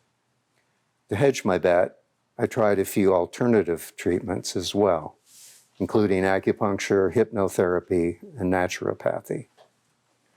I also added more Qigong exercises to my Tai Chi training. Qigong, which translates as energy cultivation, has long been a component of Chinese martial arts and traditional Chinese medicine. The exercises relax the body and quiet the mind to eliminate the physical and mental tension that can block the vital energy. Members of my medical team were skeptical of the mind's power to heal, citing a lack of evidence. But the placebo effect had convinced me of the mind's potential. In drug trials, some participants given fake medications respond as if given real ones. Their belief alone is the healing agent. Of course, that doesn't explain the mechanisms involved or how they can be activated. Still, if a belief can impact the body, it seemed worth my time to try to align my body and mind in a way that would heal me. It beat sitting around waiting to die. 1 year after my radiation treatments, bruise-like marks began to appear on my neck. I made an appointment with Dr. Alexander Caregivers, my new oncologist at Stanford, who ordered puncture biopsies. My cancer was back. A series of scans still failed to reveal the primary tumor, which Caregivers suspected had formed in a salivary or sweat gland. He concluded that I had a rare form of apocrine cancer that has no treatment protocols. Over the next several years, he reached deep into his bag of tricks in search of a cure. I had hormone therapy, immunotherapy, red light therapy, and 3 different sequences of chemo concoctions. All had nasty side effects, but none an enduring impact on the cancer. Some treatments knocked it back for a few months, but it always returned, sometimes with a vengeance. More than a few times I thought it would have been better to exit this life with a one-and-done massive heart attack or stroke. At one point, when it felt like an invisible hand was strangling me by squeezing my swollen neck tighter each day, I weighed the merits of making my last pill a lead one. I never came close to shooting myself, though, because I never lost hope of getting better. I'm now on a targeted chemo drug that has cleared up the bruise-like blotches, but not shrunk the nodules on my neck and shoulder. With each resurgence of the cancer, death has moved closer. Yet I feel much less fearful than I did when my ordeal started more than 6 years ago. Making peace with the idea of dying has not made me more eager to die. Rather, I feel more appreciative of the small, wondrous moments I often overlooked when I was a healthy and hard-charging journalist. My life has shrunk in some ways, but expanded in others. I feel deeply content spending my mornings practicing Tai Chi in my backyard, which I share with hummingbirds and squirrels. More than ever, I cherish the tender moments with friends and loved ones. And confronted with my first real deadline, I finally wrote the memoir I'd been pondering for years. My hopes of surviving cancer have dimmed, yet I remain hopeful, at least hope half full. My goal is modest. I don't need to rid myself of cancer, just keep it in check long enough to enjoy a few more months or years of quality living. If I can't have that, I prefer to die. My purpose in life is not simply to drag it out as long as possible. I'm grateful for first-rate health care, even if the treatments haven't healed me. I'm also grateful for Tai Chi and Qigong. I can't prove they've slowed my cancer's advance, but they have helped me appreciate the present moment. I'm not a Buddhist, but I think there's great wisdom in the Buddhist notion of the second arrow. The first arrow refers to the inevitable pain that comes with being alive. You fall ill or break a leg. The second arrow refers to the additional suffering we inflict on ourselves by ruminating on the first arrow. If the first arrow is a cancer diagnosis, there's no limit to the potential suffering from the second arrow. When you need to make a big decision, you want to think things through and carefully weigh the evidence and your options. But to brood on fearful thoughts is to waste time and energy on self-inflicted misery. As the French Renaissance philosopher Michel de Montaigne noted, "He who fears he shall suffer already suffers what he fears." Many respond to fear with courage. Courage beats cowardice, but to rely entirely on courage to get yourself through a long struggle with cancer is a drain on your energy. Think of it this way. Fear exists only in your thoughts and emotions, which is to say it's a mental construct fueled by your body's energy. To courageously resist fear, you must put energy into both the fear and your resistance to it. A better approach is to calm your mind and redirect the energy that feeds the fear. You can learn to quiet your mind by observing it with your full attention. Thoughts and emotions bubble up, but if you don't engage them, if you don't give them energy, they drift away like clouds. We experience life as a series of choices, and sometimes there seem to be no good ones. Often, though, we can choose our state of mind by choosing where to put our attention. Rather than ruminate on suffering and death, we can choose thoughts of gratitude for all that's still good in our lives. Or better yet, we can focus without thought, but with pure awareness on the precious, if fleeting, now. Thank you.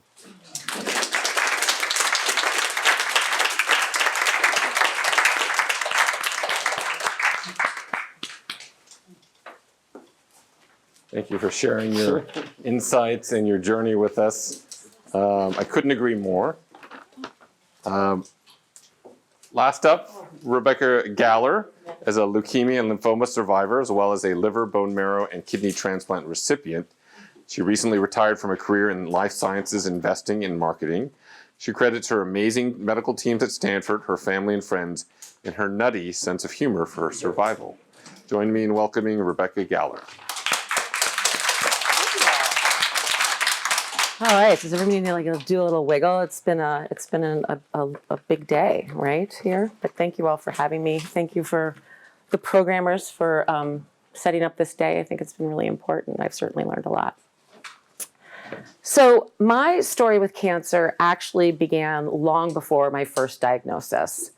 It started when I was actually 7 years old, and I was diagnosed with liver failure, and then subsequently had to have a liver transplant at 21. By the time I was 38, 17 years of immunosuppressive therapy had really taken their toll, and I needed, I was diagnosed with leukemia not short after. The day I was diagnosed, I'd gone to my Stanford GP, and despite working out 4 days a week, doing like this thing called the bar method, and I was totally ripped and in super good shape, the best shape of my life, I suddenly couldn't walk the stairs to my front door. And I lived in the Burlingame Hills, and I had the stairwell, and I was like so strong, and suddenly that was like scaling Everest for me. So I call my doctor, he gets me in, and, I do the typical things. He gives me the exam, we do blood work. I get home around 3 o'clock, and it's a Thursday. An hour later, he called me, and he said, hey, Rebecca, your white counts are really high. I'd like you to go to the Stanford ED, like today, like soon.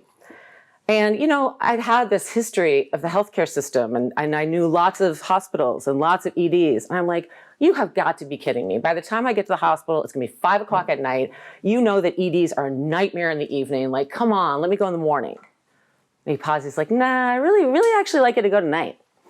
And I was so belligerent and so trying to negotiate this reality. I said to him so obnoxiously, I was like, why don't you call the liver transplant team? See what they have to say. And God love the man. Kindly, he's like, okay, I'll call the liver transplant team. 10 minutes later, he gets back to me. He's like, Rebecca, the service is going on to the messaging machine. I can't get in touch with anybody. And he pauses, and he says, if you were my sister, I would demand you go to the Stanford ED. Okay. Well, now we're not joking around anymore, right? Now there's nothing for me to negotiate. And so I'm like, okay. He's like, I promise I'll call ahead, let them know you're coming. So I literally turned to the brand new nanny, first day on the job with my 3-year-old daughter, because 2 weeks later I was going to start my dream job with a biotech company with a former CEO I worked with. I was going to be in the executive suite. I was so excited. And I have to turn to this young 21-year-old woman like, hey, can you stay late? Because, my husband's on a business trip, and I actually have to go to the ED. She's got saucer eyes. She's like, okay, like this is not what this poor thing signed up for. And I'm driving myself down to the ED, and thus begins, my cancer journey. So fast forward, the second time I was diagnosed with cancer was earlier this year. And this time it wasn't 17 years for anti-rejection medicine to take hold. It was a few months. Because November 17th, tomorrow's my first anniversary, I had a kidney transplant. And a couple months later, instead of feeling better and better, as my medical team had promised, I was feeling worse and worse. And by the time I got to the hospital and got the PET scan, I was riddled with lymphoma. It's bad when a doctor comes in and pulls up a chair and sits down. You're like, that's like, oh, nothing good's gonna happen out of that. So my life has been a really crazy game of medical whack-a-mole. Leukemia was a result of anti-rejection medicines from the liver transplant. Pancreatitis was a fault of the chemo. Diabetes because of the pancreatitis. A pacemaker because of radiation therapy. Kidney failure from all of it. And then lymphoma, again, from the immunosuppressive therapy for kidney transplant. But despite all of these diagnoses, I've always had this sort of magical thinking that none of my medical maladies were going to take me down. And I'll explain why later. But what I loved is that as my bone marrow transplant doctor told me about 15 years ago when I was going through the leukemia and ultimately bone marrow transplant, he's like, Rebecca, you're not going to die from this. He knew my chart well, knew everything I'd been through. He's like, only a pink elephant falling from the sky and squashing you is going to kill you. And I loved that he got it. He got how I survived things. He got what was important to me, and that I needed to have sort of this dark humor to push ahead. And so in sort of telling me that joke over the phone, talking about very important things like what was the protocol we were going to use for my bone marrow transplant, he leaned in to my sense of humor, and it also very clearly helped me believe that he believed in my survival. Like if he could joke around with me, it wasn't just me that was going to have to hold on to this belief that he was going to be in that ride with me. And I think it speaks so much to how I have survived, and if I dare say thrived, through all of these diagnoses and battles with different illnesses. And it's not that I haven't felt white hot terror during different parts of treatment. And it's not that I haven't felt the deep loneliness we can feel we're in that hospital room at 3 o'clock in the morning alone. But I think what different people and my own circumstances have taught me is that I have had the choice to embrace humor, to embrace gratitude, to embrace my community. And that has made all the difference for me. So my mom, when I was 7 years old and just starting this healthcare journey, she was a nurse. It's important to sort of note that. So she really understood the medical world, the hospital world. And she helped me recognize from such an early age that there's a slight absurdity to the patient experience. We go through a lot of crazy things. A lot of bizarre things happen to us. And she helped me understand that if we could be in that moment, if we could be present in that moment, we could find humor. And that humor would help us look not too far ahead and also really appreciate what we could control and what we couldn't control. And that was great power in that. So, I have so many examples of, little moments and big where I've been able to do that with friends and family. When I was first in the hospital with leukemia, that chemo regimen is brutal and you get so weak. But I was craving cup of noodles. And so my friend Kelly came to visit me. And I was like, Kelly, I just want the cup of noodles. She's like, okay. She had relieved my mom. Mom was off getting coffee and taking a break. And Kelly runs down to the cafeteria, brings me up a cup of noodles. And cup of noodles at the best of times is actually very challenging to eat, right? You kind of need a fork and a spoon. And I only had this little spoon. I was like super weak.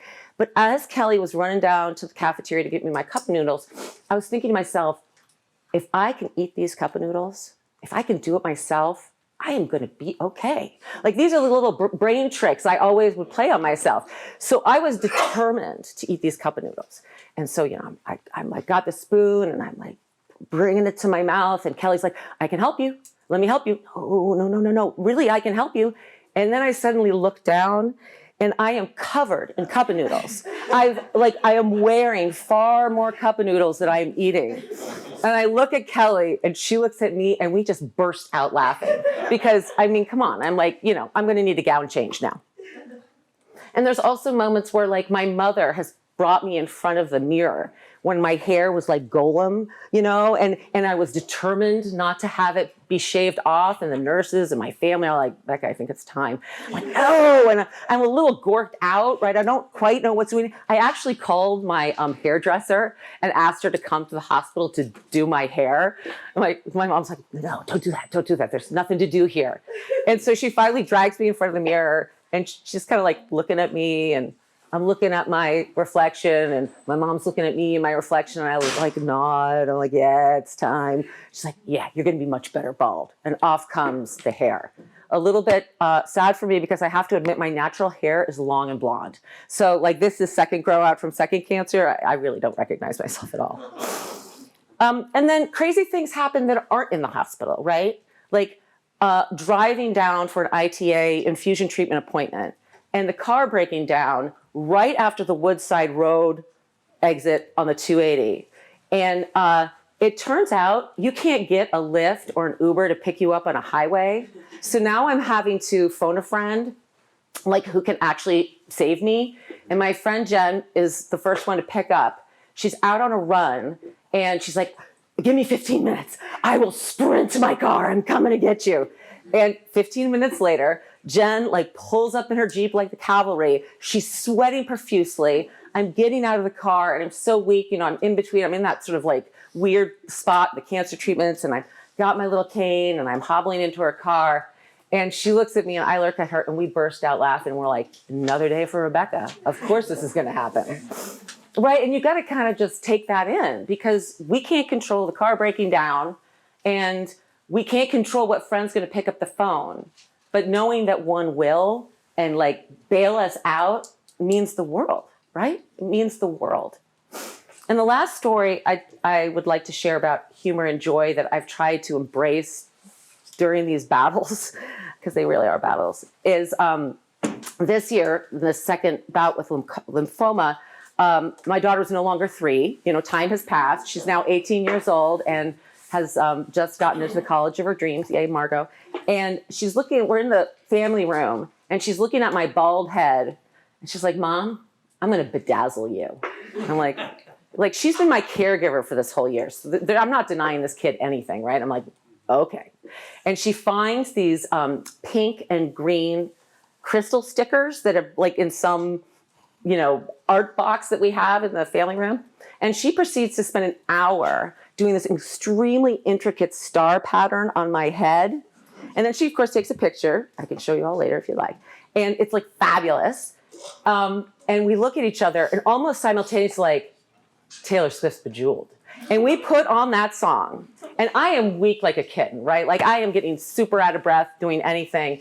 And we blast that song like on repeat for probably 20 minutes, dancing around the family room and laughing and hugging and appreciating the joy that we can have in little moments. So the other thing for me that has been essential in my life of crazy whack-a-mole is gratitude. And I think a lot of the speakers here today have talked about that. Mike, you just mentioned it in your talk. And for me, even in sort of the darkest times, I've really tried to harness what I can feel grateful for.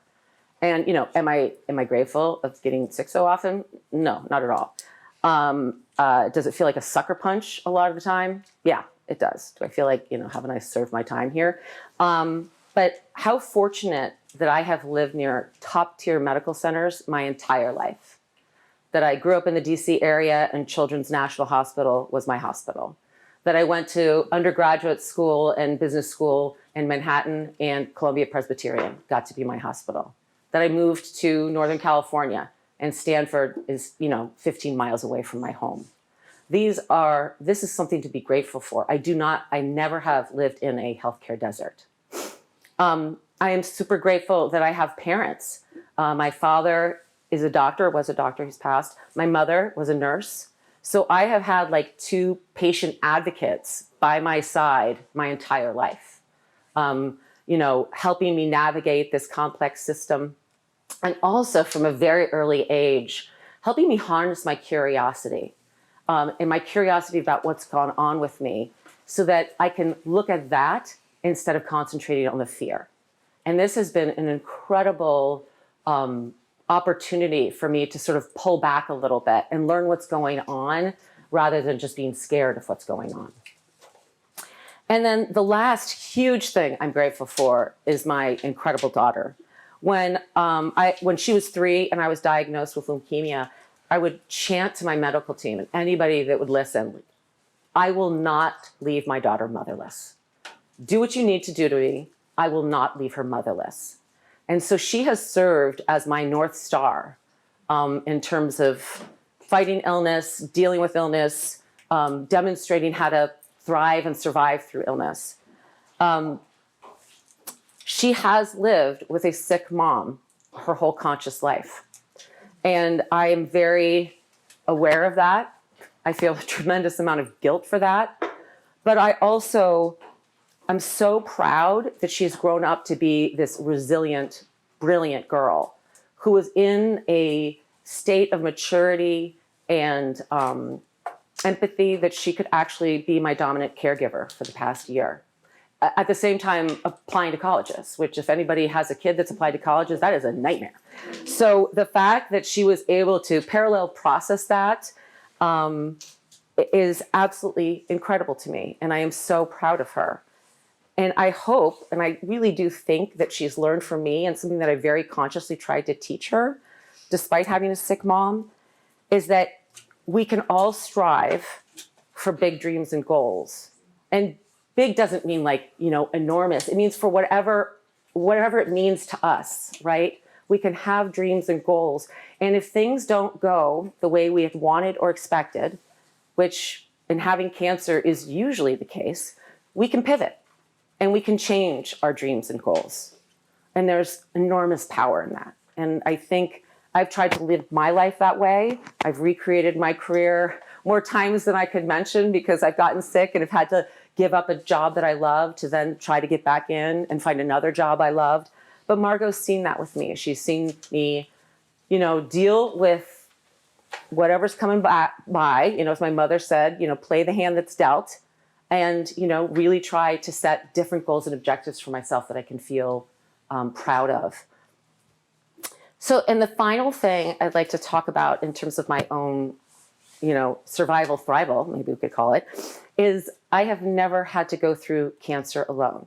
I have had community with me throughout my whole life. And the immense power of community when you're facing an experience where you feel so alone is absolutely incredible. Throughout my treatments and recoveries, my friends, my family, and my medical teams have all been part of my community. My mom, when I was diagnosed with leukemia and Margot was 3, she came out to live with us for a year. And my father would fly in a couple times a month to see her, relieve her emotionally, and be with all of us. My friends helped me raise my daughter when I couldn't. You know, especially with that first diagnosis with leukemia, I was in the hospital for months and months, and then would keep on going back for all of those other things I talked about before. And to have a network of moms that knew my daughter and knew me, and that would literally step in and have her sleep over and have her for dinner and shuttle her around from preschool to her little activities, cuddle with her, talk to her, and then continue that to this day in this last year when, again, I was in the hospital for such a long time between the kidney transplant and lymphoma. And again, serving as a second family to her. I mean, the gratitude for that community, for me, is everything. And then medical teams. I mean, we're sitting here at Stanford, and I've been treated at Stanford for about 20 years now. And I consider my medical teams my community as well. And one of the reasons is because they have not just treated me as a patient, but as a person. You know, I have shared stories, and, you know, we have shared stories, my doctors and nurses and PAs and all the rest of it, shared our stories about our kids and our vacations and the movies we're watching and the books we're reading, and we've shared recipes. And, you know, when residents have come into my hospital room, having sort of read through my chart and seeing that it's kind of complex, you know, sitting down and asking me, how did I navigate this experience? What do I think it takes to be a great doctor? And during the past year, this full circle moment, I was back at ITA getting another infusion, and there were 3 nurses on staff that day who had all been there 15 years ago. And so we all visited for about 15 minutes. And what was incredible to me is they remembered Margot's name. They remembered my mother. We all caught up on the last 15 years of our lives. I learned about children's births and all of it. And how incredible to me that they remembered me so vividly, and that we got to share our stories together. We were so happy to see one another, not because I had cancer again, but because we were humans and we were interested in one another, cared about one another. So I think, you know, sort of to conclude, you know, my medical teams, I know I'm not the only patient they see, but to feel like I am, to feel like I'm important, right? These encounters demonstrate that even at the times when I've been on the brink, my teams have believed in me and my survival, right? That they've been willing to get to know me, what motivates me, and in turn let me know them, is so incredible. And I think it's because at the end of the day, healthcare is human care, right? We're all people going through all of these things together. And I think to share experiences and vulnerabilities, kindness and empathy, and embrace like these unadulterated moments of joy and laughter all together, no matter what your community is, that has made all the difference in my cancer journey. So thank you. Thanks all for attending today. Thank you so much for sharing your good humor and expressions of gratitude, and you know, also bringing the idea of community with us. Yeah. Because that's why we're all here today. And thank you for joining us. I know there are many ways you could have chosen to spend 4.5 hours, almost 5 hours of your time on a Saturday afternoon, but thank you for sharing it with us. I just have one more thing to request. Lauren is going to show hopefully a QR code. I think those of you online may be able to see it. We'd love some feedback. This is hopefully the beginning of many other events around storytelling and cancer in particular. So we would love your feedback about what worked, what didn't work, what you would like to see in future events. So please give us some feedback. And really thank you for your support today. It's wonderful to see all of you come out here. And I think several of the speakers probably can hang around for any questions in the time that we have to clean up. So thank you really to you, a great round of applause.